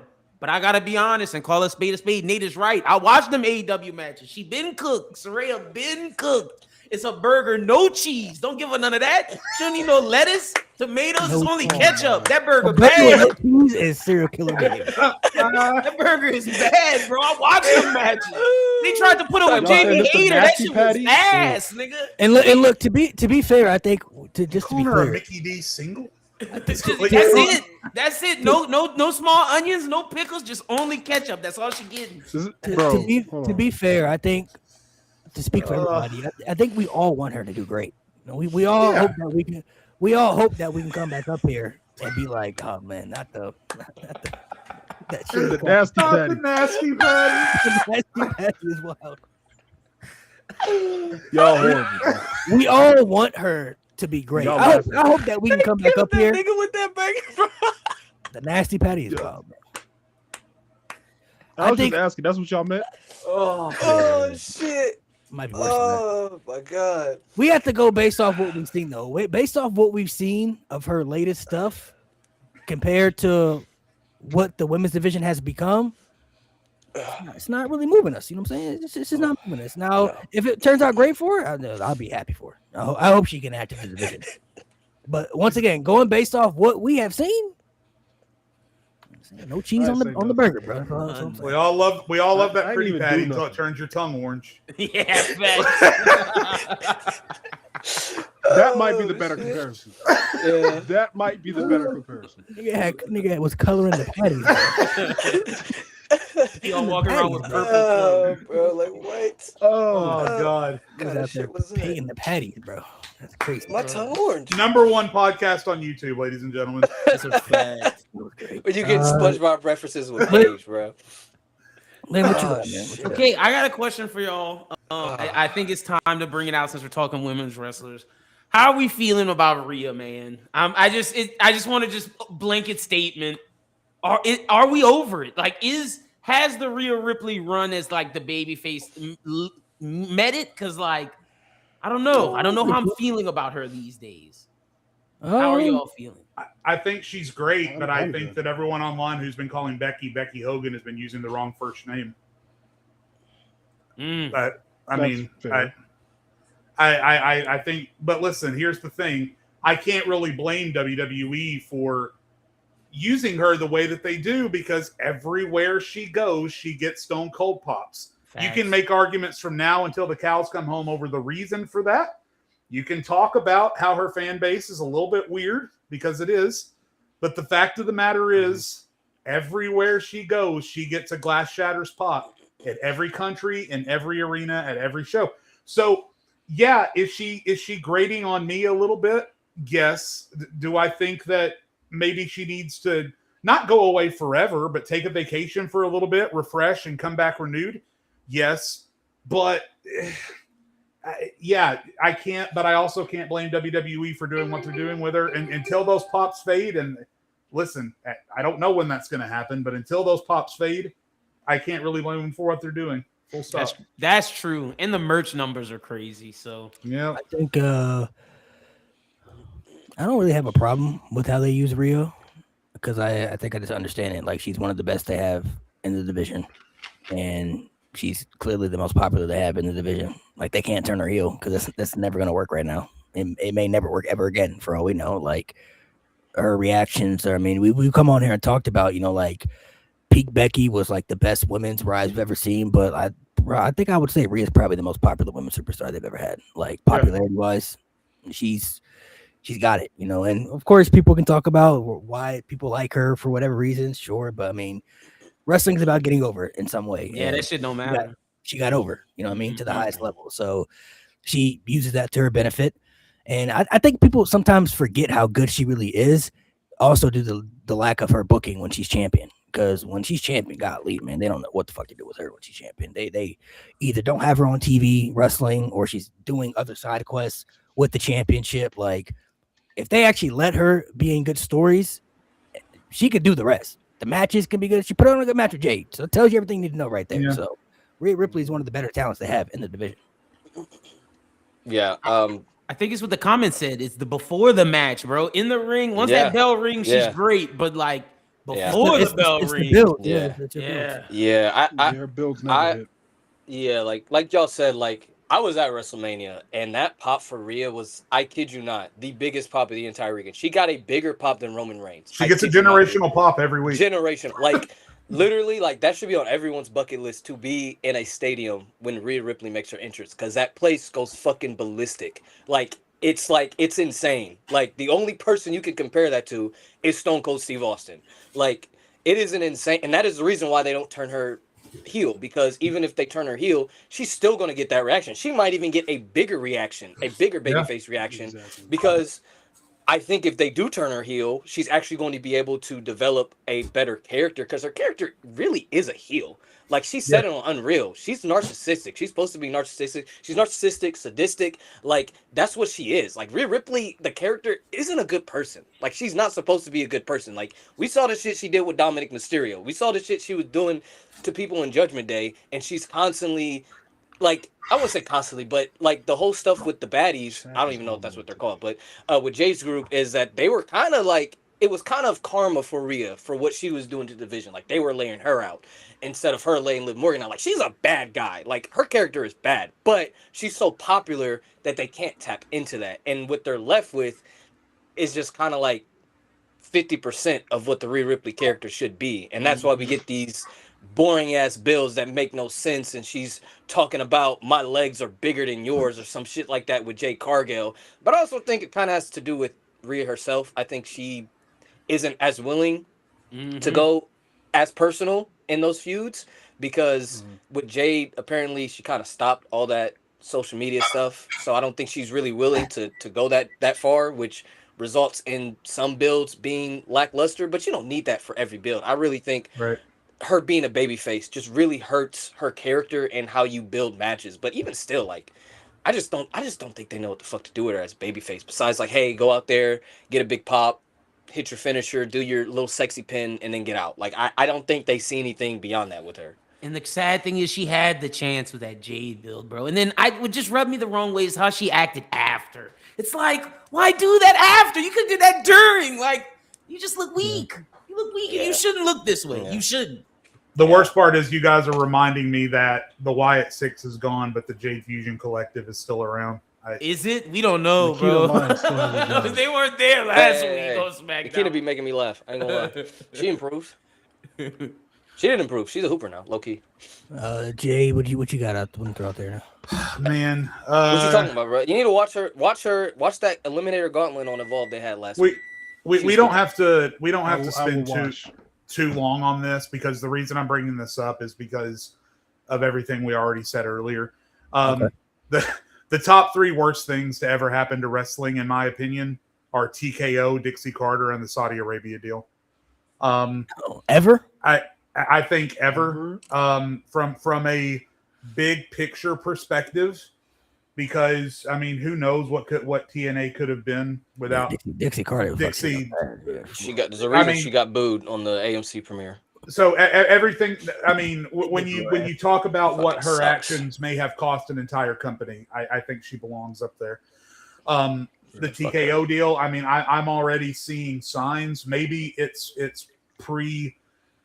Maybe it's early to put them in that conversation now, but I'm already seeing signs, and I don't like that. And I'm seeing that a lot online, by the way, is that everyone's saying, I don't have a problem with what's going on necessarily piece by piece. I just don't like the direction that WWE is going in, and that's because of TKO. And then the Saudi Arabia deal, it just complicates everything. It just complicates everything because WrestleMania doesn't belong in Saudi Arabia. WrestleMania belongs to the world. If people from Saudi Arabia want to come and watch WrestleMania, then they can. And a lot of people are saying, "Oh, but that it's the same the other way. If you're from America and you want to go to Saudi No, Arabia, it's not the same. you guys want to buy yourselves a ticket to the Middle East right now?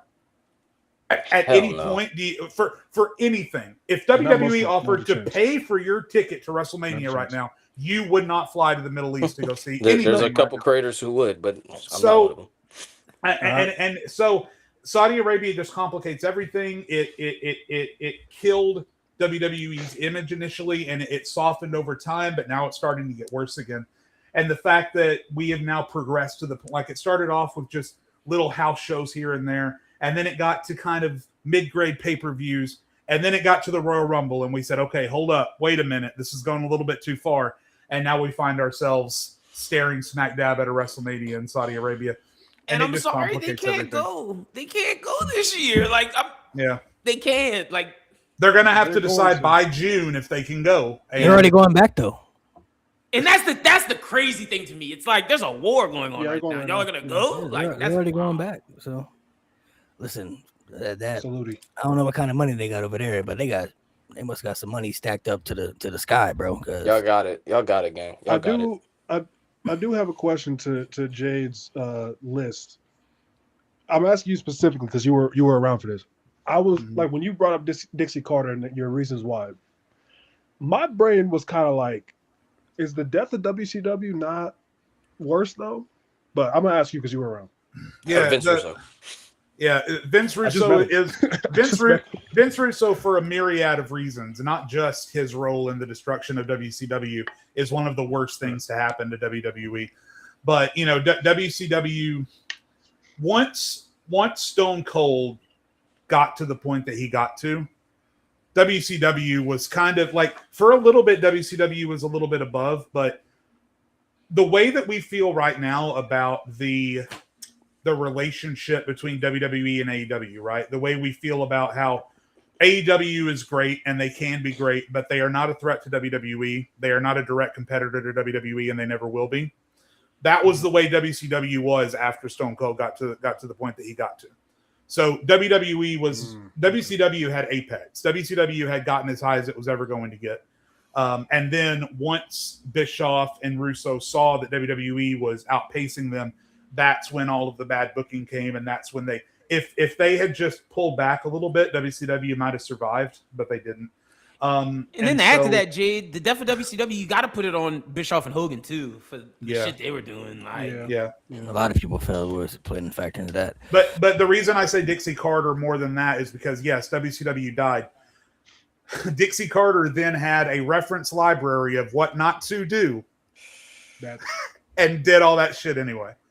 and hired Vince Russo. Yeah, I'm And kind Eric Bischoff. of with Jada Yeah, to that Vince point too, because TNA had a loaded roster at one point. Like It their was nuts. roster was Yeah. so good at one point. Yeah. And then when I found out that Brock Lesnar wanted to go to TNA, and all he wanted was Kurt Angle's contract, the same exact contract Kurt Angle had, and they said no, but they decided to bring Hulk Hogan and Eric Bischoff instead. Told me everything I needed to know. I was like, wow, that's you could have had a Brock Lesnar to your roster with Kurt Angle, AJ Styles, Sting, all these other people. they could have And CM you- Punk at one point. And that's coming too, off and the they- UFC and they- run, right? No, wait. This is before. Yeah, that's Which coming is- off Japan. before That's UFC. coming off Oh, okay. Japan. Okay. Kurt Angle was getting like I think like $1 million from like Spike TV at the time, right? That's crazy. But you got to think, TNA doesn't travel like WWE does. Mhm. So they could have had a full-time Brock Lesnar to the roster with Samoa Joe, Sting, Abyss, Kurt Angle, all these guys. And they said no because they didn't want to pay him what Kurt Angle was getting. But then they brought in Hulk Hogan. You know, I promise you, that's probably paying Hulk Hogan more than Kurt Angle to be on TNA. So that was crazy to me. My question for you guys is just to see everybody's different answer. Who is the biggest fumble that you think you've ever seen in wrestling where it's like you still look back and you don't understand how this got messed up? And it could be any company. It could be any superstar, men, women, somebody that you looked at and was like, yeah, this person has something. And then you're looking back still today, like, there's no way that this got messed up. Like, y'all had something there with this person and you ruined it. So I'll go because that takes care of one of my things I was going to say earlier. That was going to be the last one, but I'll go ahead and say it now. Nate, plug your ears. It's Dolph Ziggler. Dolph Ziggler. Dolph Ziggler is one of the highest wasted potential assets that WWE ever had, because the dude, when you gave him the right opponent and you gave him the time to do it, put on matches that very few people, especially during that range of 2012 to 2016, before all of the NXT guys started coming up, Dolph Ziggler was putting on matches on a consistent basis that almost nobody else in the company was capable of putting on. He had an old school feel to him. If he had someone to feed off of, his promos were great. His promo against The Miz still brings a tear to my eye during the retirement angle. He had the look, he had everything. At one point, he even had the manager and the muscle and the title. I know that injuries played a part in it, but that wasn't everything. Injuries maybe could have paused the momentum. Injuries didn't keep Dolph Ziggler from being what he could have been for WWE, which was a multiple-time world champion, a consistent top to mid-card face for his entire career with WWE. And I still look back and in complete disbelief that things didn't work out, because Dolph Ziggler just looks like he was chiseled. Someone put a big piece of rock and said, make the perfect WWE superstar, and Dolph Ziggler was chiseled out of that rock. And the fact of the matter is, WWE just didn't care. They just didn't care because he came up in a period where Cena was still at the top, and Orton and Lesnar, and then a little bit later Reigns and Rollins. And as more guys came on, Ziggler just fell further and further down the card. So yes, for me, it is, will always be, was Dolph Ziggler. I'm gonna backpack off of Jade on that one because I agree. I didn't think about it until he said it, but he's right, because there's a lot of people, when you fumble them one time, the fans give up. There were multiple times they could have saved Dolph Ziggler, multiple times, and they just blatantly refused to do it. First, it was after he came back from the concussion when he won the world title and had to give it up. They could have easily slotted him back in that spot. They refused to do it. Survivor Series 2014. I'm not saying he could have, beaten Brock Lesnar or anything, but after that, you could have ran a Dolph and Seth feud easily, especially because he's the one who put the authority out in the first place. Easily could have ran that feud. And then again, when you had the 2016 SmackDown run after the IC title run, you could have easily put him back in that spot. Easily had a ready-made main eventer right there. Even if you didn't want to put him in there for a long run, he had something, and they refused to do it. And Jade laid it out. Like, the motherfucker's so talented all across the board. Great heel, great face, great promo, great in the ring. Like, literally everything you want in a wrestler. And they just said, nah. Do without. It was a really, really good one. I'll just go ahead and get mine. You already know my answer. My answer I know, yeah. is Braun Strowman. And I agree with that one, too. I thought about it. I just, every time I think about it, I just don't understand it, man. I look back on it and I'm like, you had everything you could have wanted in a big man and a believable guy to be dominant on the roster. He could talk. He had the look, the strength, the athleticism. He had everything. And what makes it even more frustrating for me, the way they built him up after the Wyatts was so good. They did all the right things. And all they had to do was just have him beat one guy. Just beat Brock Lesnar and you're solidified. Literally what they just did with Obafemi. To beat that guy, you're moving up. And it's like every time he fought Brock Lesnar, he didn't win. He lost every time. I don't understand how they looked at this guy, built him up the way they did, and just decided to change their mind. Like, yeah, never mind. At a time when Roman Reigns wasn't being accepted by the audience, when people were tired of Brock Lesnar being the top guy, this could have, other than Seth Rollins, this could have been somebody you could have used in a higher spot. And every time they gave him a top spot, a Money in the Bank, whatever, it was sad for me when he won the Universal Championship because I knew nobody would care. Because when he finally won the Universal Championship, I knew people would look at it like, oh, well, it's 3 years too late. And mind you, he was in a match he wasn't even supposed to be in to begin with. He was a replacement for Roman Reigns, who they wanted to be the champion. And it was shown because as soon as Roman Reigns came back He beat both of to them. the company from COVID, they gave that nigga the championship immediately. They literally put a pay-per-view the week after SummerSlam just so they could be like, all right, Roman, here you go. Take title. Literally. Has it ever been done before? Have they ever created a No. pay-per-view the week after an No. event? They brought Just back to get the Payback title just to for somebody him. they wanted to have the Just championship. for that nigga, they brought back Payback. Like that's crazy. That is crazy when you say that out loud. They literally did that. They wanted Braun Roman Strowman Reigns got to be the done. champion, and he walked out of WrestleMania because of COVID. Okay, fine, take your little break, Roman. We need to replace it. Braun Strowman, we're gonna get the championship. Congratulations. Roman Reigns comes back. Yeah, we're gonna need to give that title. When? The next week. You're gonna get a They week. gave it to Bray for no reason. They gave it to Bray Yeah, Wyatt for no man. reason. just to pass it to 8 Roman. days. 8 days. I don't understand how in that time frame they looked at this guy and didn't see money. I'm not saying he had to be the face of the company. I'm not saying all that, but this guy could have been one of the best big men they ever had in the company's history. He had everything.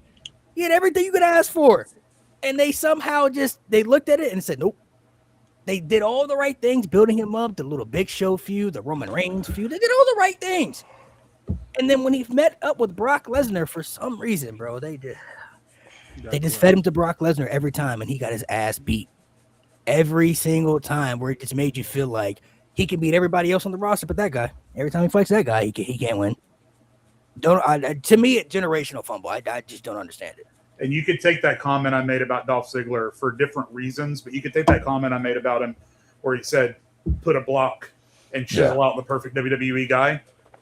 I mean, you could get Brock or Braun just as easily as you get Dolph. So you're absolutely right. Complete fumble. Nate, who's your answer going to be?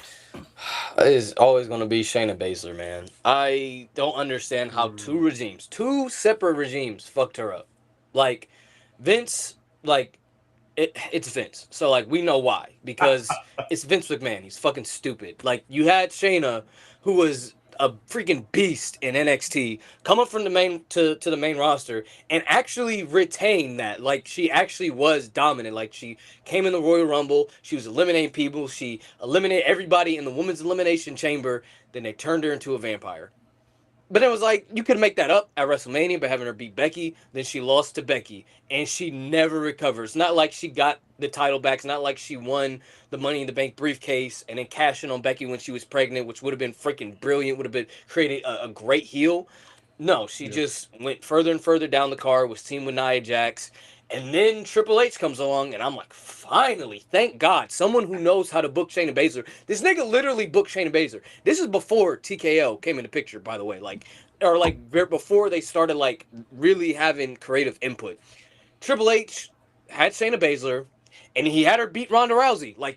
Yes, they had the story that she turned on Ronda. Great, the match fucking sucked, but hey, Shayna beat Ronda. Now it's time for Killer Shayna. Put her in a tag team with Zoe Stark. What the fuck are we doing here? Killed it.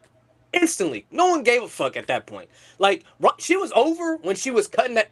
She dug into Ronda Rousey. People were digging Shayna. And you put her with the charisma vacuum that is Zoe Stark. God bless her. She's a fantastic worker. But dear Lord, oh my God. Her promos were awful. She tried her best. But God, she was terrible. And then after that, she gets stuck in the Pure Fusion Collective, which should have been honestly better than it was supposed to be, but it just didn't work out. It didn't work out. And at that point, Shayna lost literally all aura. and now she's doing great work outside of WWE. I think she's a producer on NXT. I'm not sure if she is though, but I think she produced like a match or two. But yeah, she's doing great stuff now. But dear Lord, I don't know how the guy who literally built her up, who built all these expectations for her, fumbles her. I don't get it. What was your answer, man? I'm gonna go a little different. I'm gonna go with AEW's one of their biggest fumbles, in my opinion. Wardlow, bro. I didn't get that. Wardlow was ready to do some Goldberg shit. The hype was there at the height of that MJF shit, and they just said, you know what? Fuck it. We're gonna keep pushing MJF. We're gonna keep this thing cooking. Fuck Wardlow. Wardlow gets hurt, and it's over with after that. It's done. We try to put him with Adam Cole. Shit don't hit the same. It flops. Adam Cole gets hurt. Wardlow gets hurt. Now Wardlow is on American Gladiator Warriors with The Miz. Shout out to Wardlow. Appreciate seeing you on Amazon And Prime. I will just say real quick too that the Wardlow thing, that is one of the biggest problems with AEW, in my opinion. It feeding into this is that people just come and go on AEW for no reason.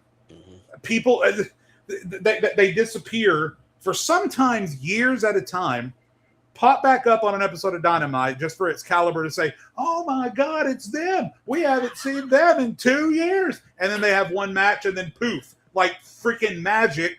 Tony Khan throws some fairy dust on them and they disappear again. And Wardlow has been that exact same problem. But you're right. Again, Wardlow, perfect build for a professional wrestler, and blows my mind that AEW just didn't seem to realize what they had. Didn't like him. Same for a lot of the big men over there. But you're right. The fairy dust thing, that makes me think of Private Party. They came back for a little bit. Yeah. Now they're going again. Snake, so I think it's your turn. Yep. So we're gonna do Snake. I'm only asking this one because me and my friend were having a conversation about this in another group chat that we were in. As a heel character, who do you think is a better heel, Triple H or Randy Orton? Triple H. I'm talking as a heel character, as strictly as a bad guy heel character. Triple H. Yeah, I gotta go Triple H. Yes, I'm with Triple H as well. Randy was have never. Triple Yeah, H. go ahead. So I have Triple H as the greatest heel outside of Vince McMahon, just in WWE. Yeah, at least. I don't. That's Yeah. tough. It's just, I think Randy, the problem with Randy when he really gets going as a heel, prime example, 09, they always do something stupid to fuck it up and send him in the wrong direction. Excuse me. I feel like with Triple H, there's a lot more consistency. Sure, there's the Reign of Terror, right? But he was hated, and especially if you look at the Attitude Era, like he was, especially that latter half, the most hated heel. He was the best heel, like literally ran 2000. I think there's just a level of consistency with Triple H that there just isn't with Randy Orton for some reason. Jay, what about you? Okay, I'm going to try to be fair and nice with this, okay? Because you guys know, especially today, you guys know my relationship with Triple H. But I'm just going to put it like this. I will just say, I don't know that I ever remember a time when Triple H was supposed to be the bad guy and he got cheered. Randy Orton gets cheered as the bad guy all the time. Like all the time. He's doing he is in Hell in a Cell tearing Jeff Hardy's ear off with a screwdriver.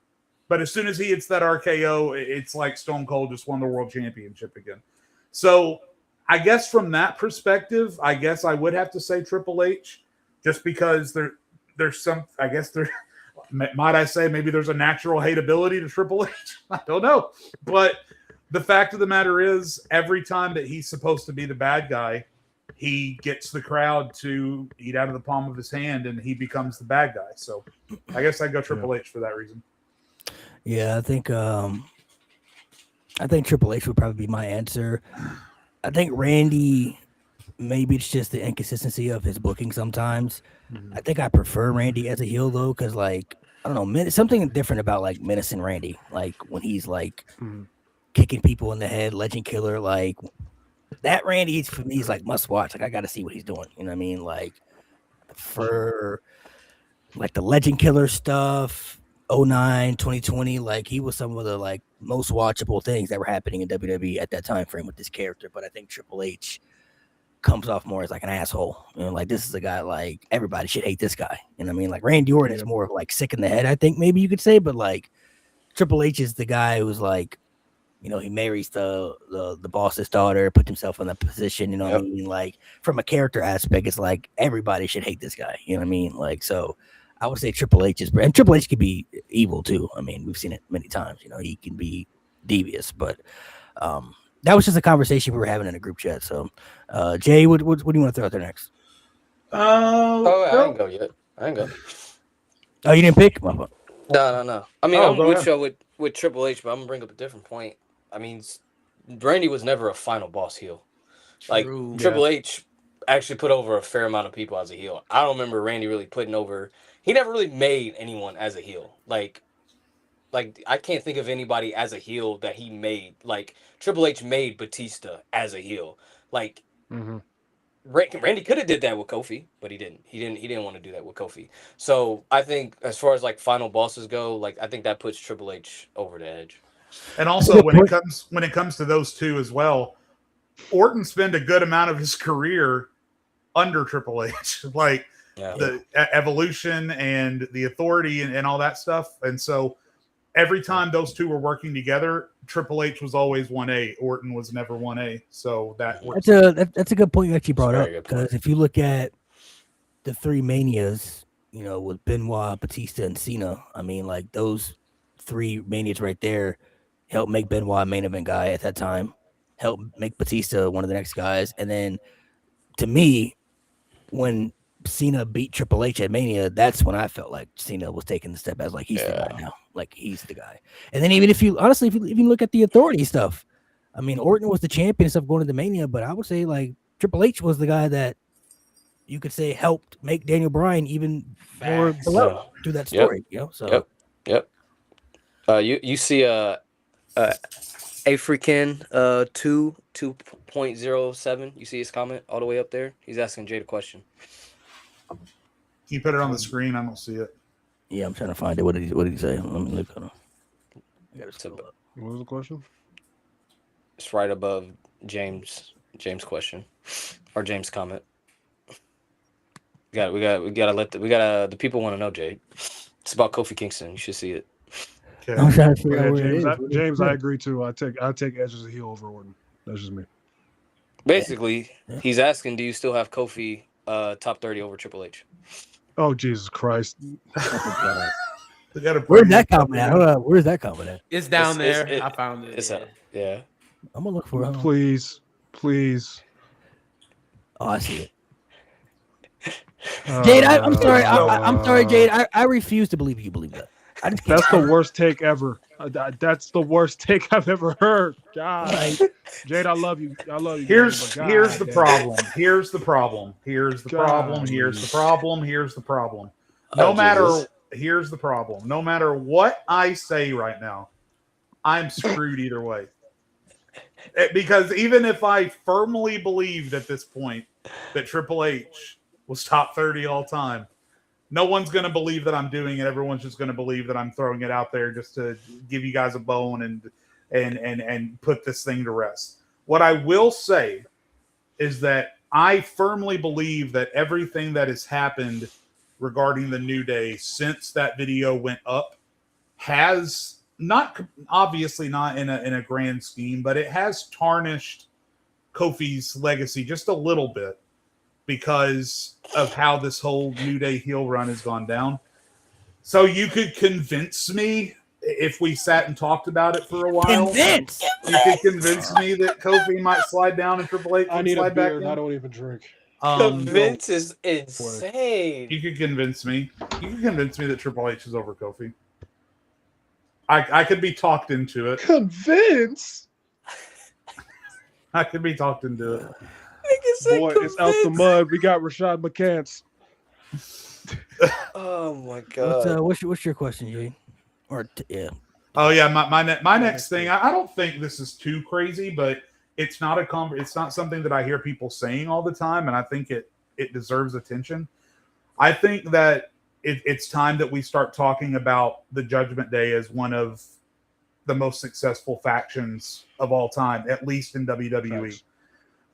Facts. People, when it comes to modern day factions, they want to talk about the Bloodline, deservedly so. Going a little bit further back, they want to talk about the Shield, deservedly so. Going even further back, Evolution and then DX and NWO, and some of those are on different levels. Judgment Day is not on that level.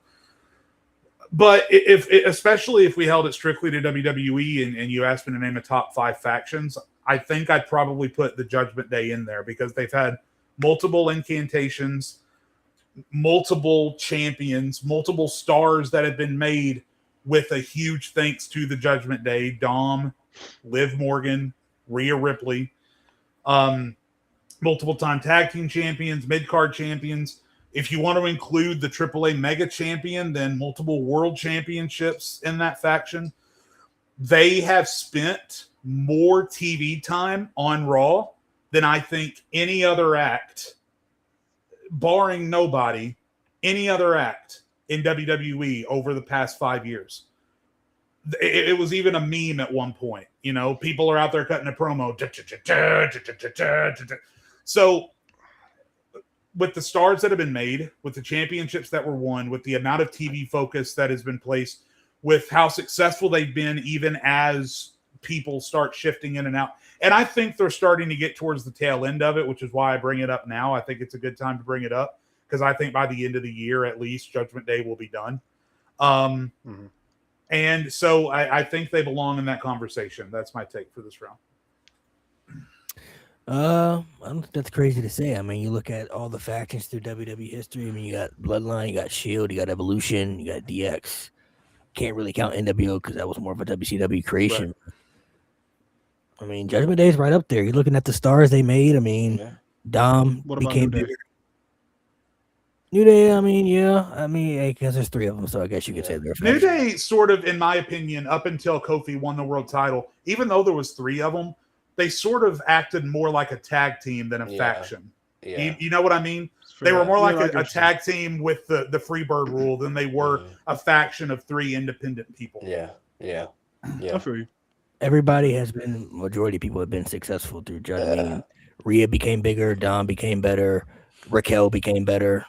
I mean, and honestly, this might piss some people off, but I think it's gotten to the point where I think they've made more people than the Bloodline at this point, because the Bloodline kind of stopped when Jey Uso got over. Solo hasn't reached that level yet. JC Mateo hasn't reached that level. Tama Tonga, Tangaloa, but like Judgment Day, pretty much anybody who has stepped into Judgment Day aside from Carlito and JD McDonough have been made bigger stars. Like, they're literally the only 2 who I can say haven't been made bigger stars. And even JD McDonough became a champion in the Judgment Day, by the way. Yeah, so it's like... And really, JD McDonough's the worker of the group. Like, exactly. And like, nuts. It's really Carlito's the only guy who wasn't really made a bigger star in the Judgment Day. Like, even R-Truth, like, he wasn't technically in the Judgment Day, but like, R-Truth got a career resurgence because of the Judgment Day. With the Bloodline, it really stopped after Jey Uso turned on Roman. Like, nobody in Bloodline 2.0 reached anywhere close to what anybody else that was a part of the previous iteration of the Bloodline reached. So, and you could argue the Bloodline only made Jey Uso and Cody Rhodes. You could argue that. And Sammy. Sammy? Where's Sammy at today? Getting booed. Yeah, but he may have been a WrestleMania off of that. Yeah, he made it. True. That's fair. I'm just to Jay's point. Judgment Day made. No, they've been. I think Bloodline had better storytelling, but Judgment Day, you could say, had made more stars consistently. For sure. Like, I think they did. Yeah. Consistently, they made more stars. I would probably say you could argue that Finn didn't get what we kind of expected him to get through the group, but he was no worse off. I mean, he wasn't worse off. Like, he was. I mean, he was, whether he was losing matches, whatever, he was still featured and stuff. You know what I mean? He was still a part of stories and featured and stuff. I think what Damian Priest got is what people thought Finn was going to get through the group. But even then, so Finn Balor was still featured in something. He was still doing something. You know what I mean? Whether it was tag team stuff or feuds, like, you know, he was always featured in some aspect. So the 3 biggest ones that I mean, it's hard to argue has a faction made 3 bigger stars than Rhea, Liv, and Dom. Mm-hmm. That's what Judgment Day pulls up. Yeah, the Shield. Yeah, that's literally it. The Shield. That literally it. And Damian Evolution, Priest has arguably. one of the most memorable WrestleMania moments in the history of WrestleMania. And see, as I a didn't even part want to of the say WWE. him, Jay, just because I know what people will say after. So, but you're absolutely right. Like, But yeah, that WrestleMania. I champion. mean, it doesn't happen without the Judgment Day. Like, and I did forget Jacob Fatu for Bloodline 2.0, but that shit was short. Like, he was. It was. barely He in wasn't there. in there out of very there. long. Yeah. They had to kick They, him out it of was there that, 'cause but he was that that faction big. was so ass that they had to. They Yeah. said, "Get the fuck Hey, out of here." Hey, speaking of the bloodline, real quick, I just gotta say this. Tonga Loa, how does your ass botch laying on a fucking table? How does your ass botch laying I don't on a even know what you're goddamn talking table? I don't know what you're talking about. See, How do you? All you had to do was lay there, Tonga Loa. All you He, had to do he was lay basically there. he basically got put on the announce table and then he fell off. Like he fell off. You fall off. They can just lay down. He's not They can good. take a nap. What? he fell off. They had to put his ass back He on was, there. Jacob Fatu was scaling the barricade, and Tonga Loa was selling, and he's writhing and rolling around. And before Fatu hits him on the table, he's already on the ground. Let's They see, can't Lynn, get rid of him. They can't get rid of him. Lynn, what you want to throw out there? Okay. My next Just topic. lay there. Yeah, sorry. yeah, whatever. You got something good or whatever you want to. Okay, yeah, got you. My next topic, I was coming with like wrestling topics today. Who's the best leader of Bullet Club in y'all's opinion? The best I don't know leader? enough The best ball. leader I of can't Bullet say Club. that. I don't know enough ball. I would say the best. Oh, I want to say Finn, but Kenny is really what kind of like made Bullet Club like that era of like 20, Yeah. like 2018, bro. Like Bullet Club T-shirts everywhere, and most of the times the Bullet Club T-shirt would just have Kenny Omega's name on it, bro. Like it would be a Kenny Mhm. Omega Bullet Club T-shirt, bro. I would probably say the cleaner because Kenny Omega, the stuff that he was doing. I mean, he was doing the stuff that he was doing got so much attention that it made Chris Jericho go over there and do stuff outside of WWE, which he had never done. You know what I'm saying? So Finn is, I think Finn is up there, but That's and AJ interesting. too. I was about to say AJ that's interesting. You said Finn because my answer is AJ or Kenny. yeah. AJ's up there too, but like I feel the Omega run is really what we can like. I mean, you could talk about AJ and Finn, but like I don't know if like they were in the conversations you were putting Kenny in. Like Kenny was like in the best wrestler in the world conversations, like the world. Like we're not even talking about just like WWE. Like he was like 2018 Kenny Omega could have been the best wrestler on the planet, bro. His Like, shit was so big. yeah. He had Hot Topic people going to Mania asking, "Where's the Bullet Club guys for the shirts?" And they weren't there. it was to a point too where like I feel like even if you didn't watch New Japan or watch like that stuff, you heard like Kenny Omega's name. You know, you Mhm. heard about Bullet Club. Like, who's Yep. Kenny Omega? Yep. Bro? Like, Yep. so by the time he came to AEW, like, oh, this the guy that everybody's talking about. Like, Yep. okay, Kenny Omega. Like, most people knew who AJ Styles was at the time, Yeah. and some people probably didn't know Prince Devitt as Finn Balor, but he was already in NXT, you know, when that started to happen. So people were already kind of familiar with the whole Bullet Club aspect. But like, he was in that run where it's like you were talking about him as the best wrestler on the planet. 2018, I feel like it was, to me, I feel like it was between him and Johnny Gargano. Like in those conversations, you could say Yeah. Seth Rollins too, because Seth Rollins 2018 was pretty good. But like, I wouldn't put Gargano over Kenny just because simple fact Gargano was always losing his big matches. Like Kenny was putting on hour-long matches with like Okada. He was winning sometimes. You know what I mean? So Yep. Hey, and you I can mean, Yeah. I'm kind of with Mo in that I'm not as knowledgeable about it as some of you guys are. All I'll say is more of a casual, New Japan watcher, I guess, is I associate AJ more with TNA than I do the Bullet Club. I didn't know who Finn Balor was until he came to NXT. Just fair. But before AEW and before Kenny, I knew who Kenny Omega was. Like even I, as a casual, Yeah. I was going and I was seeking out Kenny Omega matches online Yep. because I heard Yep. was how game changing his matches were. Yep. So for me, that would be the tiebreaker, I guess. Yeah. I mean, it in 2018, like I wasn't super heavy into New Japan, but I was watching Wrestle Kingdom. And why was I watching Wrestle Kingdom? Because I heard this guy named Kenny Omega. I heard he was so fucking good. I watched and went, oh God, this nigga is fantastic.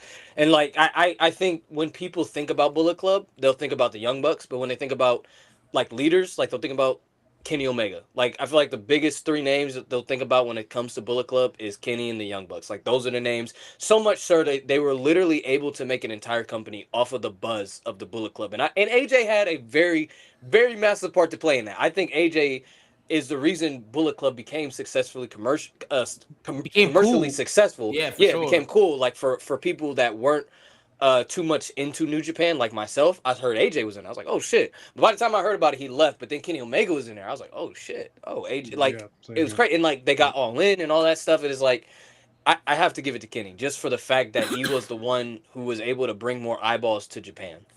Hell yeah, I agree with y'all. It's got to be Kenny. I would even argue that after Kenny, yeah, you could give it to AJ, but man, no disrespect, Jay White Evil. and Finley, what they did after, I might put them above Prince Devitt. I cannot lie. Jay White nasty, bro. Look, Jay White was doing shit, bro. Jay White was moving me as leader. And the War Dogs, look, that was a great. People thought that shit was dead, and David Finley did something special and got us Clark Connors himself, Gabe Kidd, you know. R.I.P. Bullet Club. Yeah, it's dead now. It's over. Unbound Company. What the fuck? Yeah. Nate, what's your topic? I'm gonna make one on the fly because I already said one of mine earlier. I'm gonna say that the only way, or the best way to make your Raw and SmackDown watchable is if you make them two completely different shows. And by that I mean you have to give Raw something and you have to give SmackDown something like distinctive. Like one show has to be like your car crash TV. Like it doesn't have to be this way, but like the way to separate them, like one car crash TV, another one we just fucking wrestle. Like that's like the best way to do it. Like if you're going to keep these shows somewhat separate, you could just end the brand split, right? That's the easiest thing for you to do. You can end the brand split, just have anybody wherever. But if you actually want to make like some fun TV, you actually want to make things distinctive, I think you should make Raw and SmackDown two completely different shows, and it will make the shows more fun to watch, in my opinion. You won't feel like you're just watching one WWE product throughout the entire week. It feels like Monday I'm watching something, Friday I'm watching something different, and I'm getting something different from each show, and it will bring and you could probably even do like the Raw versus SmackDown when they do like the Crown Jewel stuff. It'll actually mean something, like because we over here we're chaotic, we're balls to the wall. Over here we care about wrestling, like we're about what's in between those ropes, and you have that clash. Because what they're doing right now, it's not working, bro. That shit is buzz. No, facts. I mean, I've it worked perfectly when they first did the brand split. You had the SmackDown 6, and then Raw was, different. Of course, 2016 when you had SmackDown Live. Like SmackDown Live was the opportunity show. Like people that you want to see get the opportunities that weren't getting those same opportunities on Raw. And then Raw was still good in its own right because you still had the top stars, but you still had stories that were watchable. So it was a perfect balance. I don't know why they don't go to that formula more.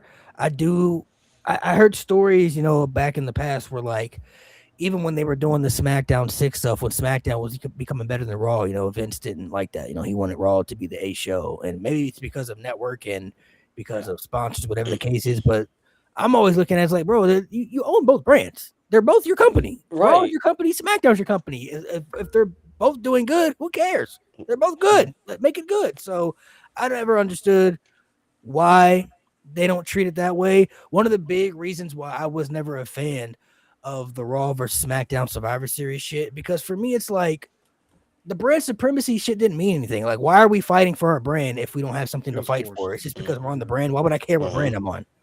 But do I have something there for? Am I getting paid more money? Am I getting a Royal Rumble spot? Am I getting a world title match? These are things that's going to intrigue me as a superstar, where it's like, you want me to be on Team Raw? Well, okay, give me a reason to be on Team Raw. All right, well, I want you on Team Raw, and then if you help Team Raw win, I'm gonna give you a title match. All right, I can do that. Saying I want a title match. Yeah, exactly. But this for you, like, hey, I want you on Team Raw, just to be on Team Raw. Cool. Because I care about Raw. Right. I can Just go SmackDown. I just got here. Most of the time, it's like I just got here. Like, why would I care? Right. That literally happened. Like they trade a guy and then they put him on Team Smack. Like it's nonsense. And you guys know my relationship with the brand split, right? Say it with me. It doesn't matter. No. But just to address Malik's point, I was always of the belief that because they don't do it anymore, but the baseball all-star game used to have the Major League Baseball all-star game used to have a condition that the team that won got home field advantage in the World Series for their league.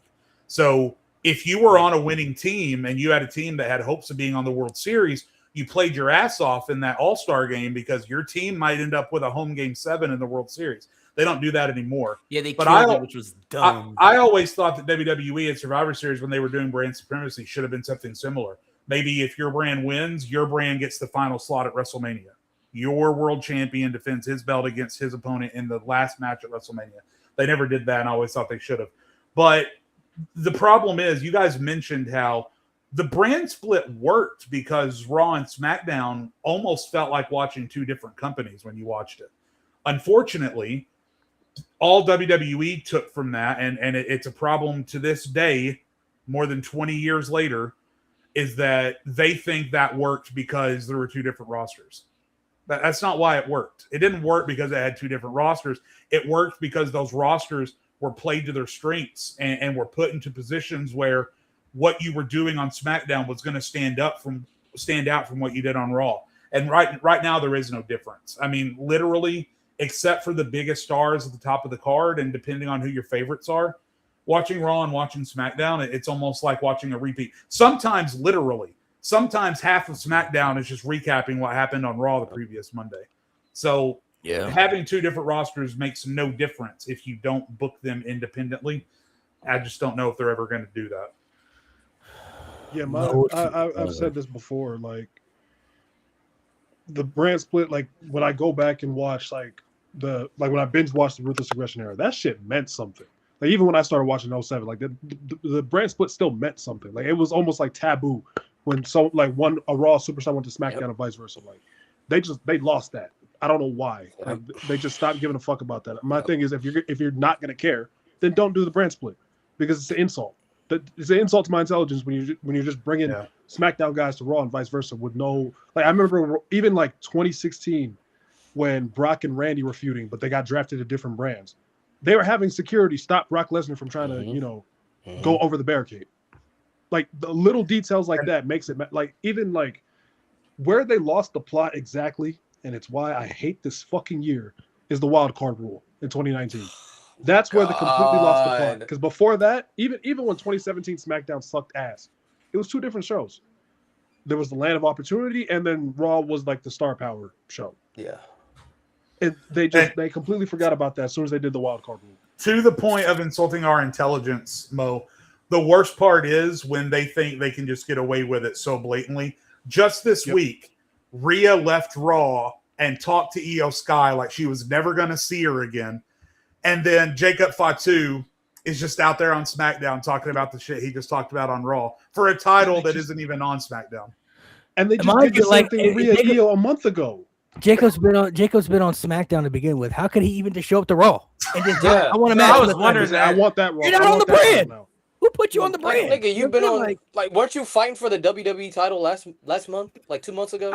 You can just show up to the roster and be like, "Hey, I want a title match." This nigga literally like was in a whole feud, like a triangle feud with Cody Rhodes and Drew McIntyre over the fucking title, the WWE title on SmackDown. And Raw was like, So much so, Nate, that Cody Rhodes told Jacob Fatu that after he gets his belt back, that the first defense he should have should be against Jacob Fatu. He literally told him that. Sit out the window. Fuck that. Threw that continuity just doesn't exist. We need Pat McAfee. Fuck that, brother. We need Pat McAfee. I never liked the brand split stuff when they used to do the brands. Like the brand supremacy, like they may get it right here and there, but it's like the only year, You're not really giving me reasons to care about it because it's just a match. It's just matchups in the day. It's fun matchups. They can be fun to watch, Lesnar versus AJ, and great matches. You know what I'm saying? But it's like at the end of the day, it's just like a brand supremacy thing. You know what I mean? Hey, real quick, I was talking to my wife the other day. Do you guys remember when they did the Fox brand split and they had actors pretending like they were the Fox execs celebrating their draft? Dude, that shit was. They were drafting Natalia and then getting up and high-fiving each other. Like, bro, what? They should treat it. That was so cringe. Bro, you know what pissed me off so much is they had the draft in October, and then the next month was Survivor Series. Like, nigga, I just got here. I have no I gotta fight for you. I just got here, bro. Like, we got you now. You gotta fight for us. Like, nigga, I just got here, bro. I Hey, can they under- did- they I did can the same thing with understand, Matt Hardy like- in 05. Yeah, I can understand like certain times when like But he had a reason. when like He when had they a reason like to when go they against Toronto. inserted like when they inserted like NXT, that was cool because like NXT is like the lower brand, so like they don't look at like Right. us as like a serious brand. You know what I'm saying, but like you gonna take it serious type thing. I can understand maybe if you're the top champions, maybe sometimes you want to prove you're the alpha male. I'm the better champion, whatever. Okay, but it's like they should treat it like a real sports thing. Like if we're playing for a sports team, we're representing the sports team, but at the end of the day, we're all trying to win a title. That's the ultimate goal. We want to win a championship. We're playing for something. We're competing for something. We're not just putting on jerseys and be like, all right, let's just go play basketball now. We're competing for something at the end of the day. I feel like with the brand supremacy, we're not competing for anything. We're just competing for who's better, Raw or SmackDown. Why do I care? It's Nah, WWE at the end of the yeah. day. It's not like it's WWE versus AEW where it's different. That would be something different because it's our brand, but Raw is WWE owned, so is SmackDown. So it's like, Fighting for a Hey. ring now. what And a are we big-ass fighting over? What championship. color is better, blue or red? Like it's just it doesn't matter. Stupid ass diamond ring. Niggas gangbanging out here, man. What the fuck are we doing? Well, what topic do you want to throw out there? All right. So unfortunately I gotta leave after my two, but Yeah, my first one is a question. What is the best WrestleMania follow-up pay-per-view in y'all's opinion? Ooh. the best follow up pay per view. Backlash 2018. Yo, bro. Yo, gang. Get out of here, gang. Hey, bro. Oh, one to see I your would faces. say it's between Backlash 2000 and Backlash 2024. Both of those are phenomenal pay-per-views. Very. God, I might give it to 2024 for the crowd. The crowd might just do it. That crowd and that. That was the main Puerto event- Rico show, right? No, that was No, that was France. That was France. France. Yeah. France. France. Okay. Like that Got main event and that crowd was just fantastic. Like Backlash has the Stone Cold pop, like the Stone Cold return, which Right. is amazing. And Yeah. the show overall is great. But that crowd for But the entire Backlash night. has the image of AJ literally bouncing because the cameras Yes, are bro. shaking so hard. Yes, I bro. would That nigga was say bouncing like crazy. Like The Backlash 2024 crowd might be the best crowd we've ever seen, but Yeah. something different. That Rock and Triple H match. I don't know bro, if it's I've so good. ever.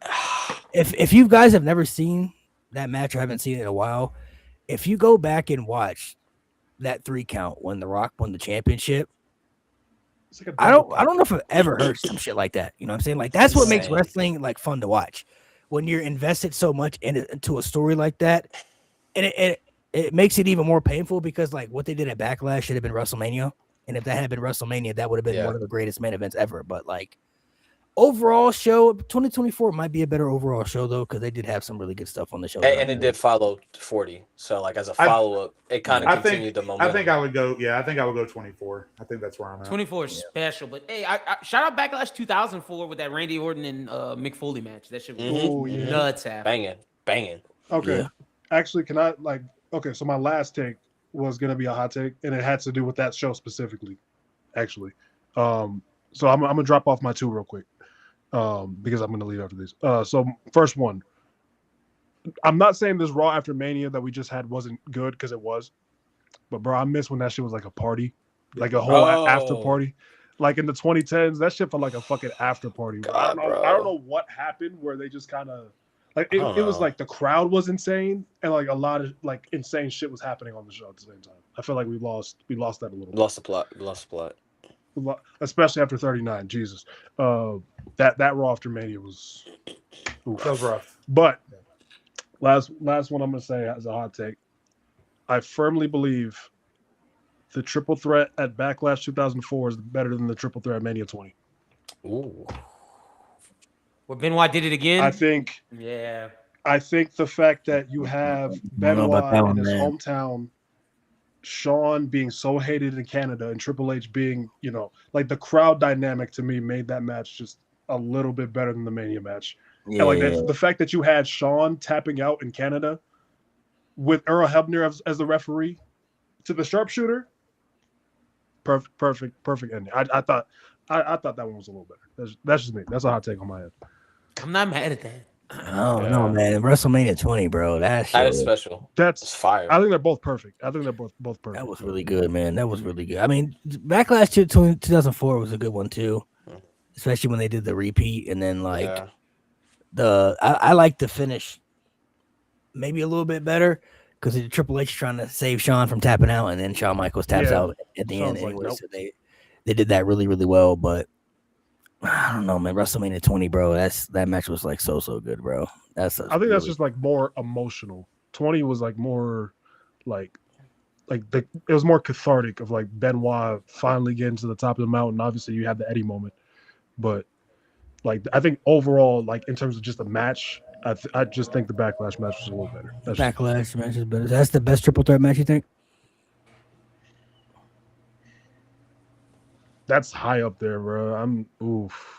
I gotta think about that. There's a lot of triple threat. Like my answer. The best changes from triple threat match of every all day. time. The best triple threat match of all time is Gunther Sheamus Drew at 39. I firmly Such a believe that. freaking great That match. or Unbreakable Um, 2005. That match is good, bro. But As far as this topic, I'm going to have to abstain just because I don't like talking about Voldemort either way. But Fair enough. I haven't seen, so I wasn't watching wrestling really at that time. That was kind of during a time when my family was going through some financial stuff. We didn't even have cable.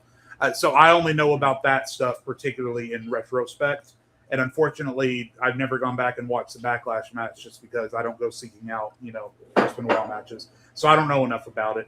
But for what it was, putting to aside for just a second, the WrestleMania moment was special. Because it was WrestleMania, I can't see anything happening at Backlash being better than that. But overall, I don't really have much of an opinion on it. What was your last one? You don't have to before you head off. I dropped Those my are five. okay. Yeah, that was more fun. Those are All right, yours right y'all. there. later, Mo. Be Take it safe. easy. All right, up. Yes, sir. Love That y'all. Io Rhea Bianca match is in the conversation Oh too. yeah. Oh yeah. Oh yeah. That And match was Roman, fantastic. I gotta give Roman Punk and Seth their props too, because that was a good. Yeah, that was fantastic. I think well- Roman, Daniel, and Edge was better than Roman Punk and Seth. Ooh. I do too. Ooh. Damn. There's some bangers, man. Damn. Yeah. Well, I'll go through one last topic real quick. So, just pick something that everybody wants to throw out there, whatever's on your list. Let me just throw mine out because it's probably the quickest one.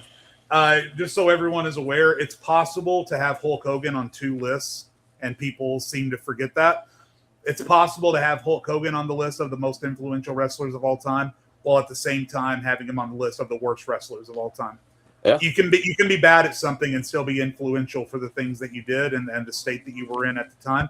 At the time that Hogan did it, it was okay to be a trash wrestler because almost everybody in mainstream American wrestling was a trash wrestler. But he had the build and he had the physique and he had the voice, and more power to him. He got people behind him. Definitely possible to have Hulk Hogan on both those lists. Having him on one does not disqualify him from the other. Yeah, I think. Back you talking like the Golden Age era. It was more so character based as far as what people gravitated towards too. You look at the Undertaker, Macho Man, Roddy Piper, Hulk Hogan, the Ultimate Warrior. Characters are what Jake the Snake. Characters are really what people gravitated towards too. Nate, you want to throw? You got one you want to throw up? Yeah. We ain't got to get into a big discussion. I ain't going to say what I said in the group chat, but I do have one that I think is very interesting. I think the Money in the Bank briefcase should be eligible for all the world titles that are in companies that are WWE affiliated. Meaning, like, if you win the Money in the Bank briefcase, you should be able to cash in on someone from TNA, AAA, or like Pro Wrestling or whatever. That's hard. WWE. Yeah, because I feel like even though it ain't ever got to happen, or at least anytime soon, I think that brings another layer of unpredictability. Because Money in the Bank these past like 5 years really sucks. Like, even Triple H couldn't save that shit. Like, aside from the Damian cash in, like the men's side has been very lackluster. Like, I can't think of the last time there was like a men's cash in that I was like very excited for. I don't even know who cashed in last year. Who the fuck cashed in last year? Seth. It's Yeah, that dumbass fucking fake injury. Then he got injured for real. So, like, it's so bad. Like, you have to have someone get fake injured for a cash in to matter at this point. So I think if you were like, hey, you can go to TNA, like have whoever wins show up on Impact, like like, hey, I got the briefcase. Like that'll be intriguing. And you can even have someone from like TNA compete in the match. Like if you got Leon Slater, have him compete in the match. Like, hey, like I want a TNA World Title shot. Let me grab the briefcase. You know, so I think that will make things a lot more fun, a lot more unpredictable. Like I said, you don't gotta have the winner actually cash in, but it's a good possibility. I agree with that. I think that would add an additional layer to it and add some fire behind it that it severely lacks right now. Add a little bit more unpredictability to it. And it opens up the floodgates a little bit more. So if you do have guys like Cody and Roman who, let's face it, are not ever going to be cashed in on for anything because of who they are, but it opens up the possibility that, okay, I may not cash in on them, but I can cash in AAA, I can cash in TNA.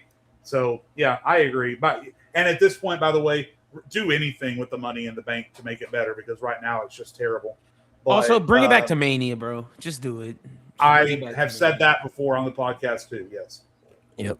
I'm fine with that. And then what's one last topic you going to throw? Oh, my last one was just to shout out my boy from the Whoop That era, man.